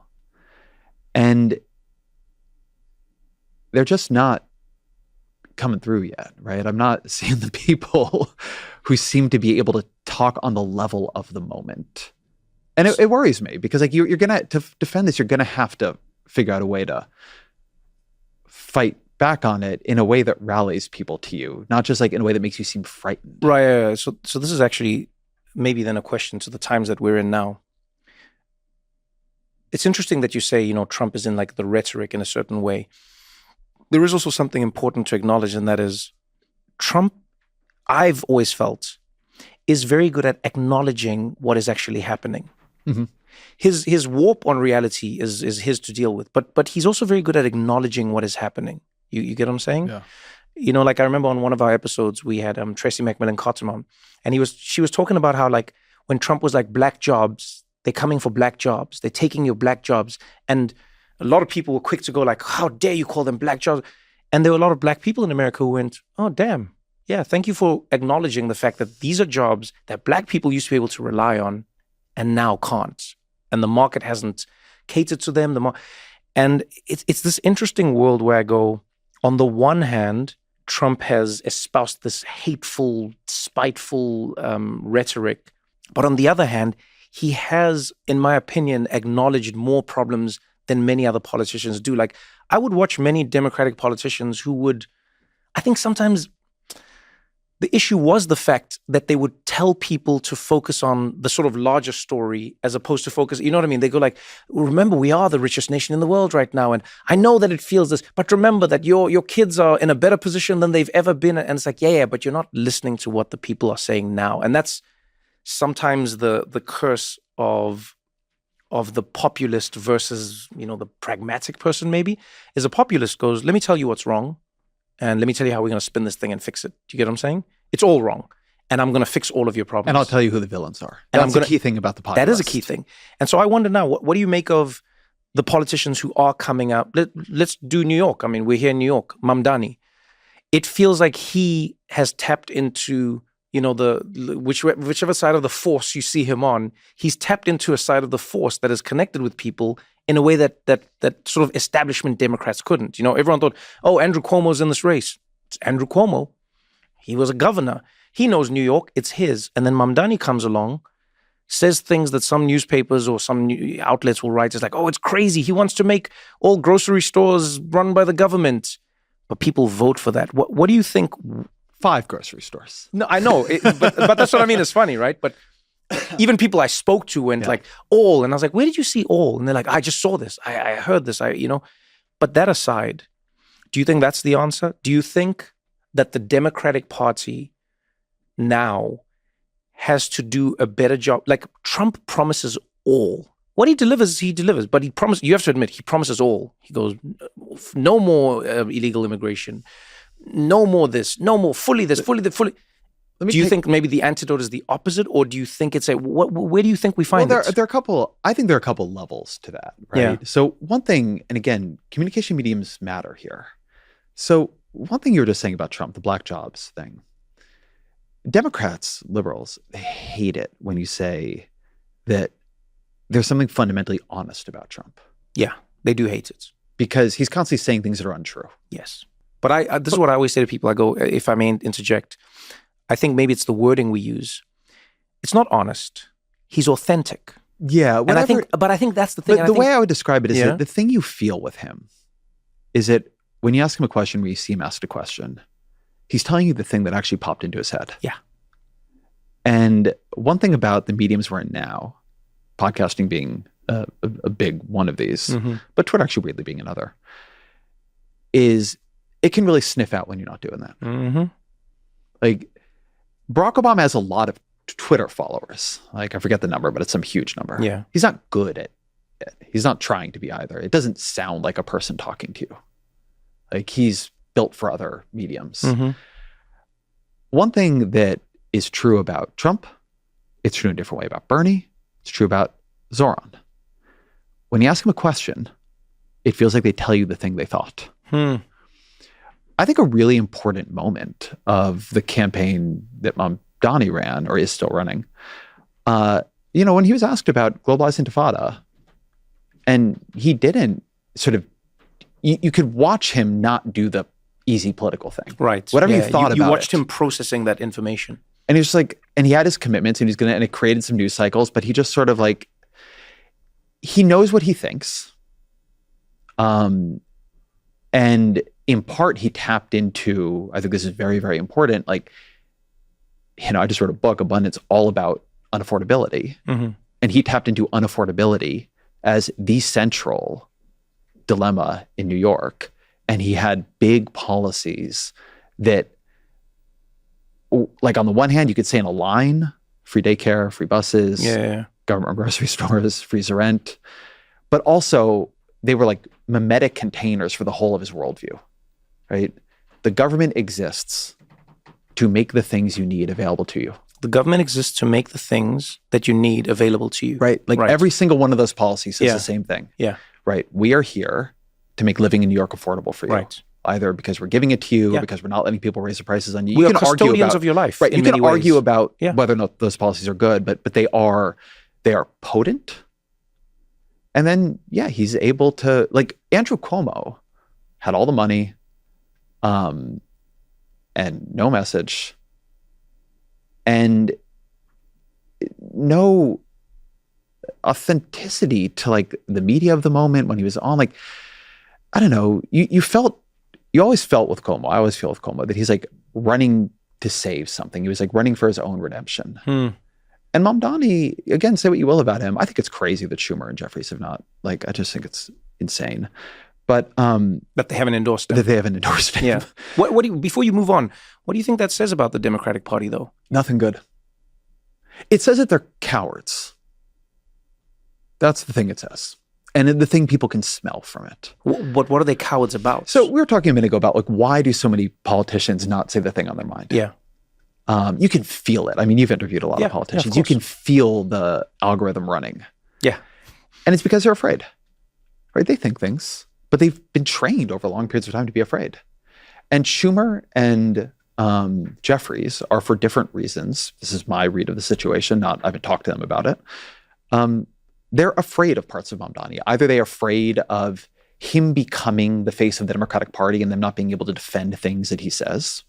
But if he's going to become the Democratic candidate, he is a Democratic candidate for mayor of New York and he's probably going to win, so they can't get out of that. I've heard that Jeffries is worried about Mamdani sort of setting off a wave of primary challenges of Democrats. I'm not 100% sure I understand that issue. Like Mamdani was just running in a primary as an elected Democrat. It wasn't he wasn't like knocking off an incumbent. Also, frankly, the Democratic primary could probably use some of its incumbents knocked off. I think there's probably a lot of coalitional problems for them around Mamdani. Israel is just like an issue that splits the Democratic Party in increasingly difficult for them ways. Yeah. But I don't know the true answer. But the thing you feel from it is just fear. They're just afraid of him. They did like on some level, I would respect it more if they came out against him. Oh, right? That's fascinating. Like, I don't agree with it. But it would show some gumption. But like, if you don't think he's a good candidate for mayor, say so. Tell people to vote for Andrew Cuomo if that's what you believe. Yeah. But this, like, what is this? Yeah, it's the passive nothingness that sort of, I think that's what turns people off, the voters. Do you know what I mean? Yeah, I agree. I think it's like a meta, like everything a politician says is both operating at the level of the thing they said, the policy, whatever. Yeah. But also, what does it say about them? What's the meta conviction that just got expressed? Politicians constantly say things that are good politicians in a weird way, sometimes say things that are unpopular. And in saying a thing that's unpopular that they believe, it's a reminder to you that they believe things. I like that, actually. One thing Trump does for his audience. Is he says things that, particularly in, going back in his career when he wasn't as dominant a force as he is now, he would say things that would trigger the kind of media and elite response that most politicians would have absolutely shrunk before. Yeah. And he didn't. And it wasn't that you had to like the thing he said, but it was like a object level proof that he would say the thing he believed and he would stand strong behind it. Mm-hmm. And so one of Trump's greatest assets is the perception that he creates of his own strength and fortitude, even if you don't like him. Well, it means it shows that he stands for something. Yeah. Shows. Whether he does or doesn't is a separate thing. Yeah. But it makes people go, oh, and I've seen people say this all over the world, funny enough. I remember when first time I spoke to people in the Middle East about Trump, I was traveling through Qatar, the Arab Emirates, I was shocked at how differently they saw Trump there to how, like people were here like Muslim ban and blah, blah, and the Middle East hates. And when you went there and people were like, no, a lot of people were like, no, actually, we like what he stands for. And look, we don't agree with him, but at least he's honest. And people prefer somebody who they don't like for certain reasons, but they know where they stand. There's a trust that comes with that in a weird way. I trust who you will be. But I'd love to know, because you brought up so many things there. It's like, you spoke about the government providing, and I want to talk a little bit about that, obviously, with your book, Abundance. And you talk about the Israel thing. You put out, in my opinion, like one of the best pieces. And I'm sad that it's not coming from leaders, Israel, Palestine. You're dealing with this issue that, has been going on longer than a lifetime for many people. And you put out a podcast that was difficult, it was nuanced, it was long, it was complicated. And I was sitting there and I was thinking to myself, I was like, man, I'd love to know like what you went through and what you thought of to make that episode of the podcast. Which episode are we talking about? Talking about, it starts off where you're talking about like October 7th, and you have the expert who's talking about genocide and its definition. Recently, the genocide with episode. Philippe Sands, yeah. And I was thinking to myself, I was like, man, I thought about you as a person, and I was like, okay, Ezra Klein, you'll correct me if I'm wrong anyway, grew up in an Orthodox Jewish family. No, not Orthodox. Not Orthodox. Yeah, Reform. Okay, Reform, sorry. So Reform Jewish family. You grew up in this world where, like many Jewish people, you have this world where you're straddling, it's like you're white until you're not, and there's this thing, and all my Jewish friends will tell me that as well. They're like, oh yeah, people will say we're white until I remember this year, it's in junior high, that it got it became something to be like, you got kiked out of something. Damn. Like that just like happened for a year, That just became a saying? Of just saying, is like, I remember it really clearly. That is wild. But that's what like literally every single Jewish friend in my life has told me that. They go, because I'll be like, you're white. And they'll be like, listen, I don't think I'm white. I do think I'm white, but no, but I'm saying you feel sometimes that there's Jews always like to say anti-Semitism is a light sleeper, but anyway, go on. And then I look at the opinion pieces you've written, the work you've done grappling around, what's happening now with Israel's invasion of and occupation of Gaza, etc. And then I watched this podcast and I went, on the one hand, I was extremely grateful because I went, damn, you've really tackled and grappled with something extremely difficult, and you brought people on, and there's this nuance, and it's not easy because everybody comes to it with a preconceived notion of where they wish to stand or how they feel their opinion makes the issue seem or not seem. Do you know what I mean? And there's a part in the video, I think it's right in the beginning actually, you play a clip of Joe Biden talking about October 7th and him saying this is a certain amount of 9/11s, because of the population of Israel. And then you say the death toll in Gaza would be, I think, 2,500 9/11s. And I went, damn, man. I'm watching all of this and I'm going, first of all, how are we at the place where this is sort of the forum where it's being handled? And like the leaders aren't the ones, do you know what I mean? Presidents aren't providing context for this. It doesn't feel like the leaders of the world are shaped. It's happening on podcasts. It's happening on TikTok. It's happening on, and I would just love you to walk me through like that experience for you. Is like, as you're grappling with something that big, you're occupying the space of a human, you're occupying the space of an opinion journalist, but you're also occupying the space of an informer. Like what's going through your mind when you're creating that episode? yeah, there is a tension between my work and my personhood in this. And I try to let one inform the other. Let me try to not be too abstract about it. Although I do find this like, how open I want to go about it always tricky. I am like horrified. We were talking about Tokyo. I was in Tokyo on October 7th. I was taking a week off of my book leave. And I just arrived. And I just knew by the end of that day that my book leave was over. Like, this was the worst attack on Jewish people, right? It was genuine savagery and butchery. And you could also sense what was going to come after it was going to reshape everything. And if you're Jewish, or you know Israel well, one thing it's worth knowing about Jewish people is when someone says, we're going to kill all of you, Jewish people believe them. Like, that's the thing ingrained. Israel is a very strange place. It's a place that has a very profound sense of its vulnerability and its weakness, and has also become incredibly strong. And it has never resolved that tension. And Hamas understood that about Israel. It didn't think it was going to destroy Israel in this attack, right? It's people on mopeds and paragliders, but it wanted to create a massive reaction that either would bring in other regional players or trigger such an unfathomably violent response from Israel that the world would begin to see Israel the way Palestinians see Israel. And in that, they succeeded. And people can argue about at what point this was true. At what point we moved from the kind of response that any country would have done after an attack like that. Although I put out, the first piece I did back was a piece saying, because they had not invaded Gaza yet, like, don't do this, do counterterrorism operations, try to destroy the leadership of Hamas, but they obviously want you to reinvade and occupy and create a horrendous death toll. Like, do not give Hamas what it wants. Israel did what it did. At some point, and again, people can debate when exactly this was, like, this moved into something indefensible.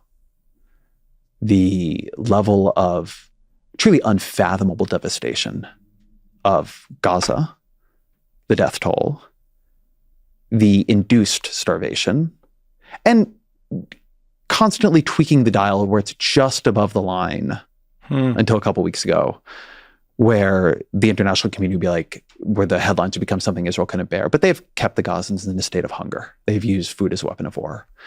At the same time, the acceleration of settlement building in the West Bank, acceleration of violence in the West Bank.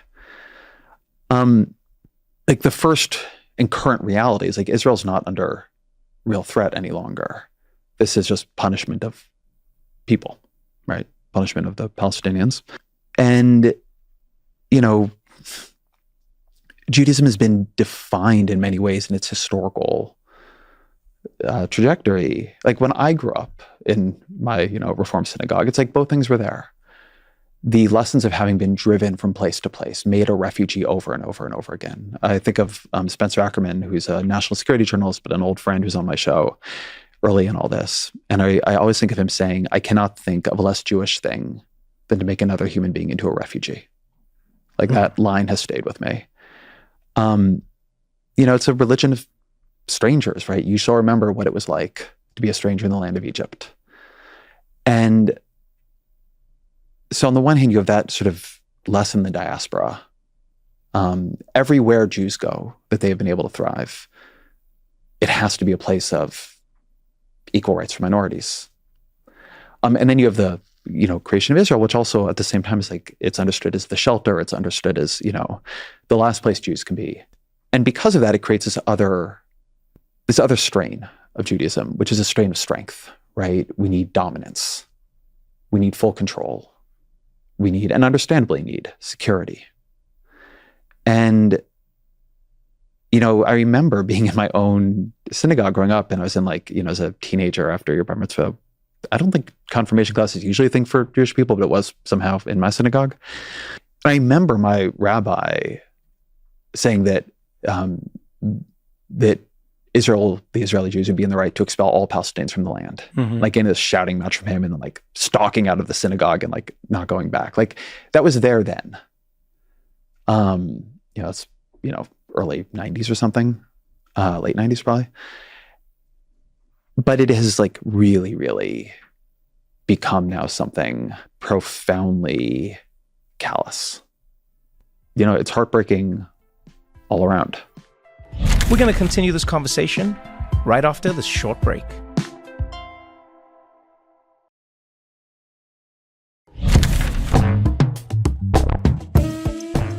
I was reading through the comments to your opinion piece just after October 7th. And then I was looking through the comments on the YouTube video and the clip that you put out. What I found interesting was how most people, especially on the YouTube video, I think were very appreciative. They were like, wow, this is insightful. This is new. Thank you so much. Thank you. I learned so much. That was the main thing people said. I learned so much. What was interesting though was some of the people who were negative came for you personally.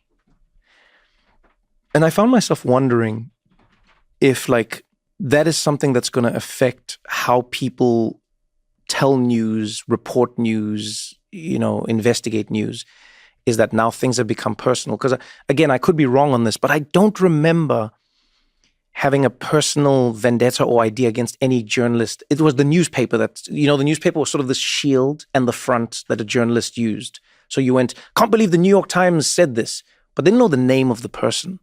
The hard thing about covering some of this stuff is it's hard. It's hard to put it down. It's hard to look it all straight in the face. There's a lot I would just prefer not to know. It's not the YouTube comments or the Instagram reels about how I'm bad, or, you can find plenty of stuff about how I'm bad. And there are ways in which I'm bad. But when I'm doing something like the episode with Philippe Sands about the question of genocide, the hard thing for me on that one isn't, will people be mad at me? People are going to be mad at me. The hard thing is, how do you create something that enough people who I want to reach can hear it? I'm not a local advertising monopoly. I don't need to reach everybody who buys shoes. But I am trying to create a space that allows more than one kind of person into it. And I have a big audience in Israel also, for on this particular issue at least.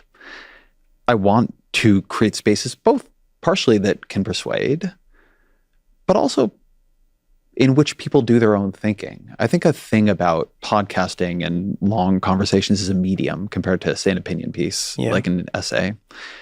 When I write an essay, when I write a piece, I am trying to persuade you of my ideas. When I do interviews, which are most of what I put out, I'm trying to create a space in which you can think. And there are provocations in that space. There are insights, there's context, there's history. There's probably ideas I have, there are ideas a person has, right? There's persuasive elements to it. Right. But it's fundamentally meant to be generative. The most common, angry feedback I get is actually just that people want me to really clearly do the final piece of thinking in one direction or another for them. Throw the final punch in an argument, or, stop exploring this. Just say what, Yeah. And there's value to that. Certainly can be. And there are times when I do.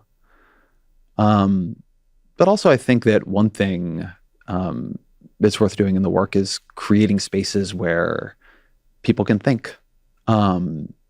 And podcasts are just, I think, particularly good for that. So I guess I am pulled towards certain topics myself, and I try to follow that pull. Like, that's my framework for how to do my own news, and that's a advantage I have. I don't have to, like, the organizing principle of the Ezra Klein show is that Ezra Klein did the shows. And so I try to make that pretty honest to what I'm thinking about. But I don't have to, like, being a little bit uncertain is also like part of the project. Like, it's also how I apprehend the world. Yeah, like, I think it's in short supply in the whole world. Yeah. So anyway, I'm not sure that answered the question, but no, I don't go into it it thinking like, what will people think of me? Right. I go into it thinking like, what am I thinking? What would help me think more? I like that. No, I just thought of it because obviously in doing the research before chatting to you today, I was going through everything, even your book Abundance. I found myself intrigued by how a lot of the criticisms of your book seemed to spend an inordinate amount of time going after you, but not the idea. You with me? Yeah. So I love arguing ideas. All my friends will tell you that's all I want to do. I just go like, let's say something and let's argue. But what I'm trying to do in all of it is to, to borrow your language, to be generative. I want to come out of the argument thinking a little bit differently and sharpening or honing an idea that I held, and even having the space to implant something that somebody else has given me. I want to walk away going, oh man, that's new, that's beautiful. I didn't think of that. Or now I think differently. Mm-hmm. Those things, I think, that makes me feel like my brain is fertile. Something is happening to it. But I always think in a good relationship, you're not making it about the person. You know what I mean? I always go like, you're not the idiot. That's stupid. And I mean it genuinely. Yeah. I go like, oh, that's a dumb idea. But you're not dumb. You're my friend. I would hope you're not dumb. I don't think you're dumb. But when I was looking at the book, I was going like, man, people are like coming at you a lot for it.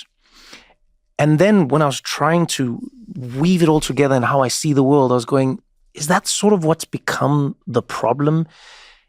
And is it more prevalent on the Democratic side of politics, or is it not on liberal? Like, I would love to argue with you on just the idea. Does that make sense? Yeah. I mean, and to be fair, I will say that a lot of people have don't get me wrong. Argued in a way with the idea. Yeah. Although in a weird way, I think. In a weird way, like how? Elaborate. Oh, I feel like there's been a strain of a lot of the critique of abundance has, I think, had a strange dimension to it, where it's like, oh, I agree with most of these policies. I don't like its theory of power, is what it usually gets said. And it took me some time to understand even like what was going on here. Right. And that, for those who don't know, just give me a short breakdown abundance, of what abundance is pitching. Yeah. So abundance is basically saying why, or exploring why, when Democrats govern, don't we get better outcomes? Why in the places where you can't blame the problem on Republicans, California or New York or Massachusetts, or at times like the Biden administration or the Obama administration, how are these places or these times, like, how are you getting these terrible housing scarcities? Right. Why aren't we building enough clean energy? How come this money that is earmarked to create a nationwide network of EV chargers, of electric vehicle chargers, like, have you used that network lately? Where did it go? Where's the high-speed rail? rail? The high-speed rail? Right. And, eventually through exploring this and with my co-author on it, Derek Thompson, one thing I slowly came to believe is like, oh, we're in many ways failing at governing. And in particular, we're failing to create enough of the things people need in the real world. That we have created scarcities. And we've done this often through well-meaning rules and regulations. We do it through, hampering government and making it hard for government to act and trapping government itself in procedure. We often just don't pay attention to the physical world. We think a lot about how to move money around, but we don't think about what needs to get built. Can we build transmission lines to move all this clean energy we're supposedly going to create? We're also having trouble with that part, from one place to another. And so it's really, to me, it's a very, liberal or more than that project, where if you want to have a Green New Deal government, you can't do it with these rules, this government. If you want to create Medicare for all, you're going to have to radically expand the supply of healthcare available to people, doctors, nurses, hospitals. When the government says it's going to build you high-speed rail, you should fucking be able to ride that high-speed rail within 20 years. the Big Dig, the Second Avenue subway. And that if we liberals want to say to people, like, don't fall for the bullshit of these strongmen, trust us, well, then we need to be pretty honest about how we failed and why our government didn't deliver for you. So much so that places like California, New York, and, Massachusetts, et cetera, Illinois, are losing working class families. They're leaving because they become unaffordable. And we need to fix that. So that's sort of the book, and it's an exploration of that. And a vision. There's also a lot about technology and trying to sort of point liberalism towards not just a philosophy, but the operational capacity to create abundance. Zoran Mamdani, who's been interested in the book and has talked about abundance on the campaign trail, knows you need to think about it, because if you want to freeze the rent, you're also going to need to build a ton of new housing. If you want to make buses free, then you need to be able to put enough buses into play to deal with the ridership increase. If you want to build a lot of public housing, which he does, you can't do it under the current rules. Like, New York has not built public housing at that speed in generations. And at the cost at how much it often costs to build public housing in these jurisdictions, you have places like DC where it can often cost more than $1 million to build a single unit of affordable housing. You can't afford to build affordable housing. Right. If under the government's rules, it costs $1 million to build it. And building the market rate housing next door costs $350,000 a unit. Right. That's a world in which the government cannot deliver. Right. So you need to make a government capable of delivering. Abundance creates understandable friction on the left side of the party, because it's often about how we fail and about how our friends and our commitments have become parts of that failure. And there are a lot of people who want to say the Democratic Party should just be about the problem of billionaires and corporate power. Mm-hmm. And everything we say should be about underlining that core message. This is an oligarchy. The problems are billionaires and corporate power. And there are ways in which this is an oligarchy, and there are times when the problem is corporate power and billionaires. That's not why Texas builds a lot of housing, California doesn't. It's not why we can't build transmission lines. And so abundance, which I think has a more liberal view of power, which is that power can be ill-used wherever it collects. Bureaucracies can become ossified and hidebound. Unions can be great or they can be a problem. Businesses can be great or they can be a problem, right? Liberalism is an endless balancing of different forces in society. Yeah, and I think any recognizing system is, that today we're an alliance, tomorrow we're not. And the way to tell is to know what you're trying to achieve and who is and is not on your side in that. I think that people took that and take me as a sort of, if what you want is for the Democratic Party to be extremely populist, I think we sort of became the liberal idea you felt you had to knock off the board. And on social media, there's a lot of dynamics for conflict. It's this funny experience I've had releasing Abundance, which has done so much better than I would have thought. It's been for 24, 25 weeks in, it hasn't fallen off the bestseller list. Barack Obama last week made it one of his 5 or 6 books of the summer and said it's a great blueprint for reforming government. And he would know, he was president. These 4 very kind of leftist mayors and local leaders, were we are using this in our cities where we govern, in the nation. I find that in the way it's being greeted by people who are in government and work on government, it's a really, really interesting, constructive conversation. And then you turn on social media and people want to fight. So let me ask you a question. But I think that's all part of it. So let me ask you a question to that point. Let's break it down into a few chunks. First part of it, and I often find this is a puzzle that I grapple with in comedy and commentary, whatever it is in life, is I go, if Barack Obama is oh yeah, this is great and I love it, and if billionaires in Silicon Valley, Elon Musk was yeah, this is great, I like this idea, and I think it was Reid Hoffman. He is not. Elon Musk has not said he likes this idea. He reposted. He reposted it, Jon Stewart. You're right. Jon Stewart. But Reid Hoffman's yeah, I like this idea. I sometimes wonder if that is sort of what some people are butting up against, is they're going, yeah. they're going, we don't think of Barack Obama as like the big reform guy. We think of him as an incrementalist. We think of him as somebody who is not fully progressive and, to your point, he's not fully left. I think that's what some people are saying for that first part. I think what's also interesting is like when I read through the book is I go, I agree with you. It is easy for people to focus on the one thing they don't agree with. So they'll go like, look, I agree on most of it, but this one thing makes it irrelevant. And I think a lot of people have said that, some in a more nuanced way than others. But it feels like there's an insidious hidden menace in these stories. Because you see, when you were even talking about it, you said we. You said, why have we made it harder for the railways? And we've made it that the we. And I think that's actually where the issue comes up, is people go, wait, which we? So the Biden example you gave on the Jon Stewart thing, and you did write about this a little bit, was you cannot talk about broadband not being rolled out in America the way it should be without talking about the telecom companies affecting how that bill actually gets passed, in its final iteration. I don't think America has a single example of laws and policy being shaped without the people who are making money trying to shape their policy. We see this in South Africa, by the way. Everything you're saying, many South Africans complain and they go, the government can't fix the roads. The government is not doing a good job with providing basic services. The government, and then people inevitably go, you know what? We need to break this thing up and just get it moving. But when you start scratching, you go, whoa, wait. Why is it that hard to do that? Oh, there's a company that has a monopoly on fixing roads and they're trying to make it so that they keep on having the thing. Oh, there's a company that wants to charge high rates for data and for internet access. And they're a cellular.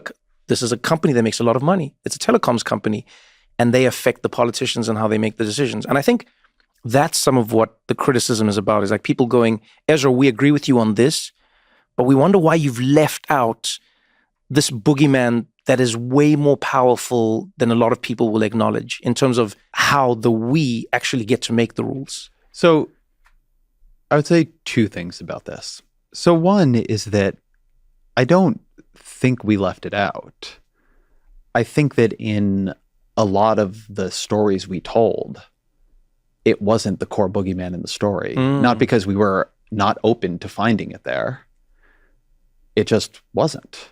Let me say this a different way, maybe. Political coalitions have enemies they are comfortable with and enemies or problems they are not comfortable with. And liberals, leftists, depends how you want to think about this, are very comfortable when the enemy is corporate power. So if I tell you there's a problem in health insurance and the problem is the private health insurers, yeah, fuck them. There's a problem in the pharmaceutical industry. Drug prices are too high. Right. And it's because the pharmaceutical companies are greedy. It's the pharmacy benefit absolutely managers. Is. How dare they? Yeah. And that's often true. I'm a believer that we should negotiate down Medicare drug prices, et cetera. Go back to what I told you motivated the book. I look around and I see a reality that blue states became unaffordable in a way red states didn't. Is it plausible that the issue is it blue states are hotbeds of oligarchic control and red states have managed to solve the problem of corporate power? That Florida and Texas do not allow businesses access or influence to their legislatures, but California, New York, and New Jersey do. And it's not the problem, right? That doesn't pass the smell test at all. So a lot of the book is about housing. That's an important thing to pay attention to because it's the single biggest part of most families' budgets. And there are places where private equity's begun buying up housing, but during the period of time when these problems took root, that was not the issue. We, in which case, I mean, liberals living in blue states passed a lot of rules that made it really, really hard to build new housing. Not because the corporations made us do that. A lot of corporate developers would like to build higher housing towers than they're able to. Yeah.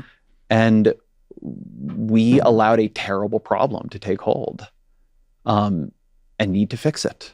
How do you hone in on let me just keep on this for a minute, because I really think people get caught between two versions of something. Abundance is not about every problem. It's about the problems that we have been particularly bad at fixing. And so I don't think there is a inability to identify places where you have, say, intense corporate concentration creating monopoly problems. That was, in fact, part of the Biden administration. They made Lena Khan commissioner, and they went after antitrust monopolies in a much more aggressive way. Like, the book is not critiquing that. The book is not against doing that. But they were trying to build a huge amount of new clean energy. And the truth of that project, which again was another big motivating force in the book, is that it's going to have corporate power on both sides of it. You'll have a lot of fossil fuel power that wants to maintain the wealth of their investments and their status quo. You have a lot of new green energy companies emerging that want to make solar panels and wind turbines, and and if you cover any of those fights, and I've covered a bunch of them, you'll find companies on both sides. What you will also find is a legal structure that makes it hard to build new things. And that legal structure can be used to block certain kinds of fossil fuel projects, but it can also be and is being used against green energy. And figuring out how to create a speedway for green energy actually requires us to not just have an anti-corporate viewpoint. Who's going to build all this shit if it's not corporations? If we're going to do the green transition, we are going to have people building things and making money laying it down. Yeah. I think decarbonization is important. I think clean energy abundance is important. So what I want to do is shape a market that gets corporations to use their power for good. I am happy to construct a law that basically makes fossil fuel investments, particularly coal, worthless, right? That's a very, very big problem for those corporations. Yeah. But this is what I mean, that it's about balancing and it's about being goal-oriented. Where corporations are a problem, great. That's what we're here to do. We're here to solve problems. But if you keep saying you're going to solve problems and you keep failing, then saying the same thing louder, which is what the Democratic Party has often done, is not going to be enough. And being able to see problems that are inconvenient for your coalition to see, that becomes really, really important. And I think is part of how Democrats have to win trust back with people. Yes, attack corporate power. Corporate power is a problem. But you know what? Every fucking person who lives in this country has a story about how the government has failed them. And having credibility with them is partially about saying, yeah, we know. And we know we were part of that. And the reason you should trust us next time when you're not happy about how it went last time is because we're able to acknowledge something. the problem. Yeah. If you can't acknowledge that you made the mistake, how can we trust that you can fix it? Essentially, because you're a part of that. Just to take a step back, I was thinking of sort of going through the thread through all of our stories, what we choose to focus on and how we focus on it in journalism, in politics, with abundance, even looking at a problem. I'm always intrigued by which problem we choose to fix first and how we fix it. The housing thing you said is particularly interesting to me because I'm not an economist, but I try my best to understand how economics works and why it affects the way we live. I try my best. And one of the things that intrigued me is, depending on when you look at the timelines, the red state success story isn't necessarily as successful as you think it is because it's just a newer story, right? So Texas is a good example. If you look at the blue states, or the major cities, let's call them major cities rather, because I think that's, to be honest with you, I think that's, and this is my opinion, I think this is what has hurt a lot of the rhetoric in America, is that people call it blue states, red states. The blue states have done this, the red states have done this. Then somebody's first inclination is to say, no, screw blue, screw red. I don't want red solution. I don't want blue solution. When I look at it from an economics point of view, I go major cities and secondary cities or rural areas. That's how I think of it. Forget the politics altogether. Okay. Generally speaking, major cities will attract more people. They will generally provide more jobs. That's why they're major, or that's why they become major. Prices then go up, affordability then goes down, and then you start a sprawl that spreads out. Then there's an event that moves people from one place to the next. It can be a gold rush or it can be a gold flea. In our case, I think COVID moved quite a lot of people in a far more rapid way than we thought. But the reason I bring up timescales is because I go, Washington, D.C., I think per capita, you will correct me if I'm wrong, internet, put liar. Washington, D.C., I think per capita has built more houses than Texas has. And that's blue run, blue everything. And this is like on a per capita basis. And if you look at the cost of living in Texas now, the cost of actually owning a house, it's no longer the like housing utopia that it was like a few years ago, because now everyone's rushed in, and it feels like basic economics. And so I wonder, when we're looking at these problems and when you're thinking about them, do you think we sometimes get bogged down on where to start? Or do you think because sometimes I think everyone is guilty of this, maybe even myself included, is we'll go, yeah, but that's not the problem. Oh, but that's not the problem. Yeah, but that's not the problem. But that's not the real problem. And it's like, okay, well let's start with the problem. Do you get what I'm saying? Like, yeah, I just don't think the story you're telling is right. You don't think the storytelling is right? What elements of it? The core element of it. So you look at these cities, right? Yeah. And you can track housing creation in different cities. Austin had a big influx of people in the past decade or two. What happened? Look at housing creation. Mm-hmm. It spikes. Right. They build a ton of new housing. Yes. And rents go down. And then? They're going down. The rents have gone down in Austin in the past couple of years. But and maybe I'm missing this, but then like when you speak to the people, when I was in Austin, mm-hmm. I didn't speak to everyone. Mm-hmm. But every night when I'd do a show, I would speak to thousands of people, and I'd go out into the street and I'd try and I'd listen to the news. The people in Austin go, we hate the people from California who've come here because now we can't afford houses. Austin did go up for a while, but then they began building a ton more and things began dropping. All right. You can look at housing starts in LA, in SF. It's not like I lived in San Francisco. I lived in Los Angeles. Yeah. I can tell you that there is no technical inability to build an apartment complex in San Francisco. Do you think it's the NIMBYs?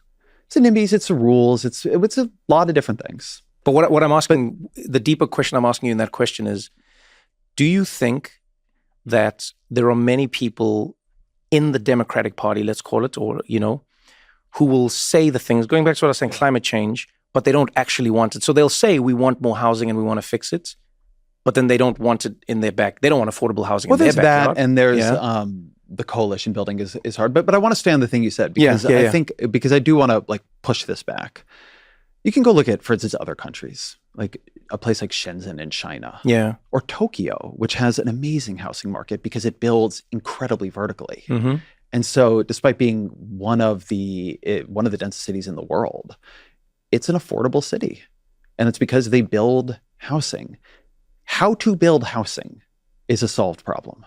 Who's the they? Just so we clear. Tokyo? No. I mean, it's honestly, who's the they? They have rules in which developers can build homes, and developers work off of the rules to build the homes. I mean, unless you're doing public or social housing, right? Most housing is privately created. San Jose, right? The Silicon Valley. Mm-hmm. You drive around Silicon Valley, it has become one of the richest areas in the entire world. It's like strip malls and suburbs. Because we do not allow, California, Silicon Valley, we built rules to make it impossible that as all of this wealth flooded there, mm-hmm. you couldn't build up. And so the people who do the work for those people, right, who cut their hair and run their restaurants, they commute hours every day. And their kids don't get to grow up there and take advantage of that great community that they help build. Mm-hmm. I really want to push this because I think it is a kind of fatalism. The idea that we cannot build apartment buildings when more people move to a place mm-hmm. is not true. Like, we can choose to build it or not build it. But that's actually, in a way, the one place I'm optimistic maybe, is that we choose scarcity. We could choose abundance too. We can build. I mean, you look at other countries, you look at this country in the 50s. What, we fucking forgot? I think it's in the 50s, in 10 years, if I'm remembering the statistic right, we increased the nation's housing stock by about a quarter. 10 years. Like, California built more houses per capita then than it does now. But we had a massive loss of technology since then? Did somebody burn all the plans for how you build a building? We decided. And we decided for reasons. It's good for the homeowners. Your home is worth more in many cases when you have if nobody can build around it. I mean, we talk about this all in the book. But it's really, really, really important in my view, like not to get into fatalism. And it's not, by the way, it's easy to build. Like if you have a huge influx of people, prices will go up. Yeah. Right? Austin did see prices go up. What the market is supposed to do, what the government is supposed to do in that case is respond. Right? That's a signal. We need more homes. That signal should be met by private housing and should be met also by government capable of building enough affordable public housing. Right. And in places where often Democrats govern, but not only, neither one is happening. And like the idea that we have settled into this, it's like, well, that's it. Sorry, everybody. Like, go leave. Drive the working class out of your cities and then have a fucking lawn sign that says kindness is everything. No human being is illegal. Like, that's just hypocrisy, right? And like, yeah, people get mad at you. Also, by the way, it has electoral power implications. Like the census happens and, you're going to see in the next one, Texas and Florida and places like that get a bunch more seats. Because California a bunch more and people have others, moved there. because people have had to move there.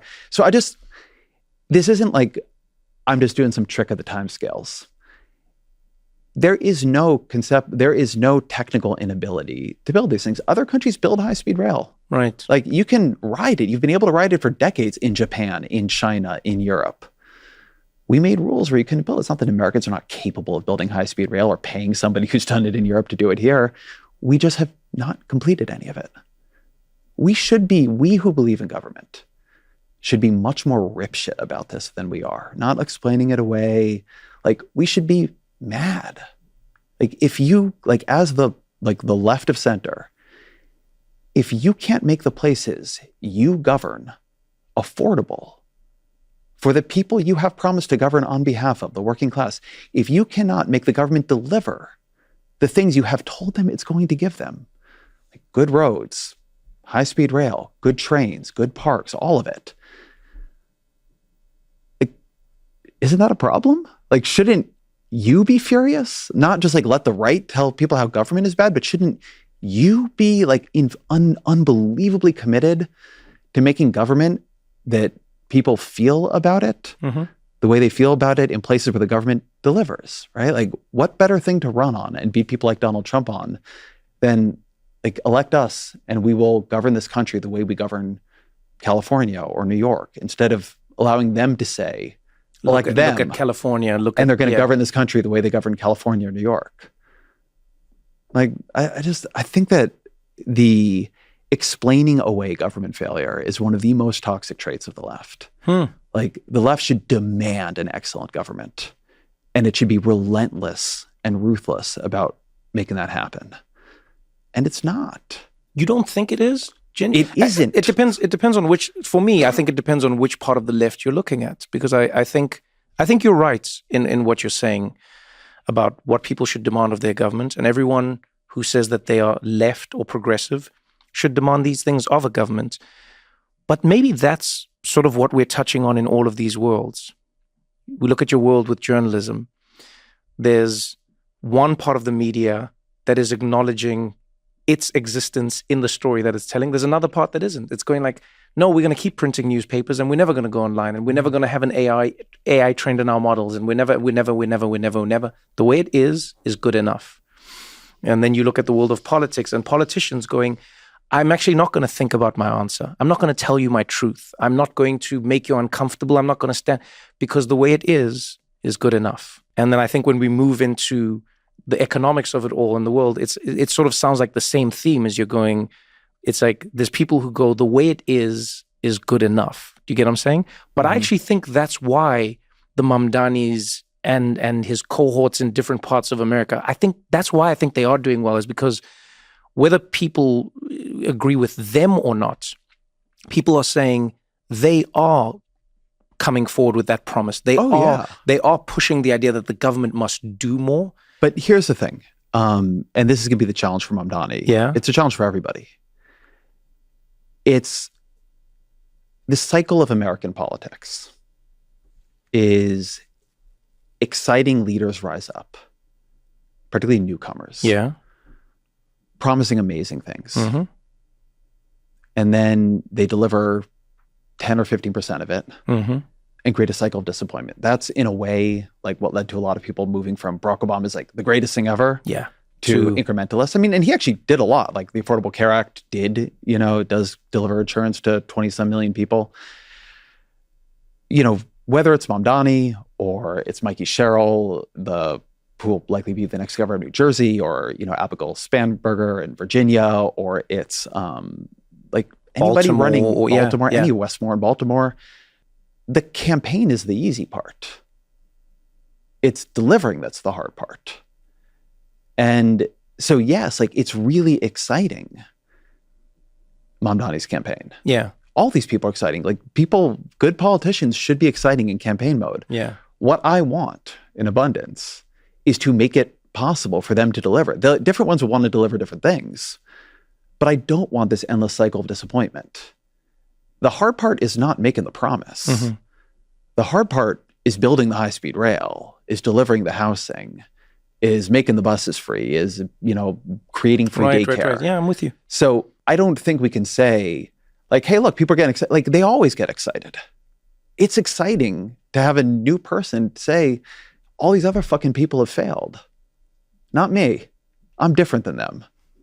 I'm going to give you all the things you want. But then they typically don't. And some of that is that, the world is hard and it's complicated and there are trade-offs. And then sometimes you look around and like, yeah, if we did things differently, maybe we could give you 50%, not 10%, 60%. But that's going to require us to take a different approach. That's sort of the abundance argument. And by the way, it's why, like actual politicians on the left are thinking about how to deliver, like Mamdani, are talking about abundance on the campaign trail. Why Obama, who had a bunch of things he wanted to deliver and wasn't able to, is talking about abundance. People Gavin Newsom, who like a lot of abundance is a critique of California. I went on his podcast. He's like, I love abundance. I've given it to the heads of the legislature. Like, people have to grapple with this stuff. They are really in the teeth of it. And it's hard to change, right? If it were easy, they would all have done it. But that's also why I think it's important to create a political force that wants to see a change and that will like back them up if they actually try. Like, what I want to see from Mamdani is that he creates a New York City government capable of doing the things he promises, right? That's the hope. Like, he wants to build, I think his promise is 200,000 public housing units. I want to see him succeed at that. Mm-hmm. That's going to require changing a lot about how government works. And if you're going to have more private building on top of that, changing even more about how government works. That's the question, like delivery, not campaign promising. And you see in that inspiring and optimistic, despite what you say about yourself, conclusion, I actually rest my case. Because if you remember at the beginning of this conversation, I said, you are in the room where it happens. You said you are not. And you said there is no room. And then a few moments ago, you said to me that you wrote a book and Obama has told people to read the book.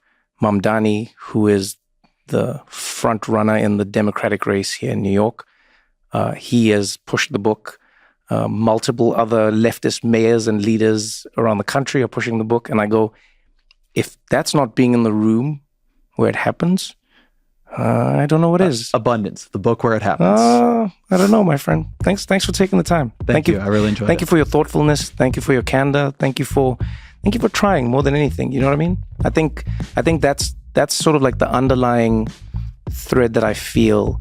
And this is something I think we will always grapple with in politics, in debate and conversation, is we have become a society that punishes people more for trying and failing than rewarding them for trying in the first place. And I think like that's the first step. Do you get what I'm saying? Yeah. I genuinely do. I go like, oh man, thanks for trying. And thanks, because if you don't try, you end up in a world where every politician goes, don't try, just keep quiet. And then every now and again, you need someone who steps up and goes, oh yeah. You know what I mean? The case for trying. Yeah, man, the case for trying. So thank you very much, dude. I appreciate it. Thanks for coming on. Thank you so much for watching the episode. If you enjoyed it, pass it on to a friend. If you didn't enjoy it, pass it on to your friend still. Let them suffer for a change. And don't forget to engage with us in the comments. If you want to suggest a guest, maybe there's questions you want, maybe there's ideas that you have, you can chat to us. We will read through the comments and we'll get into it. Either way, I appreciate you taking the time. Thank you for hanging out with us on What Now? And remember, we do this for you, so we would like to hear from you. Until next time, thank you.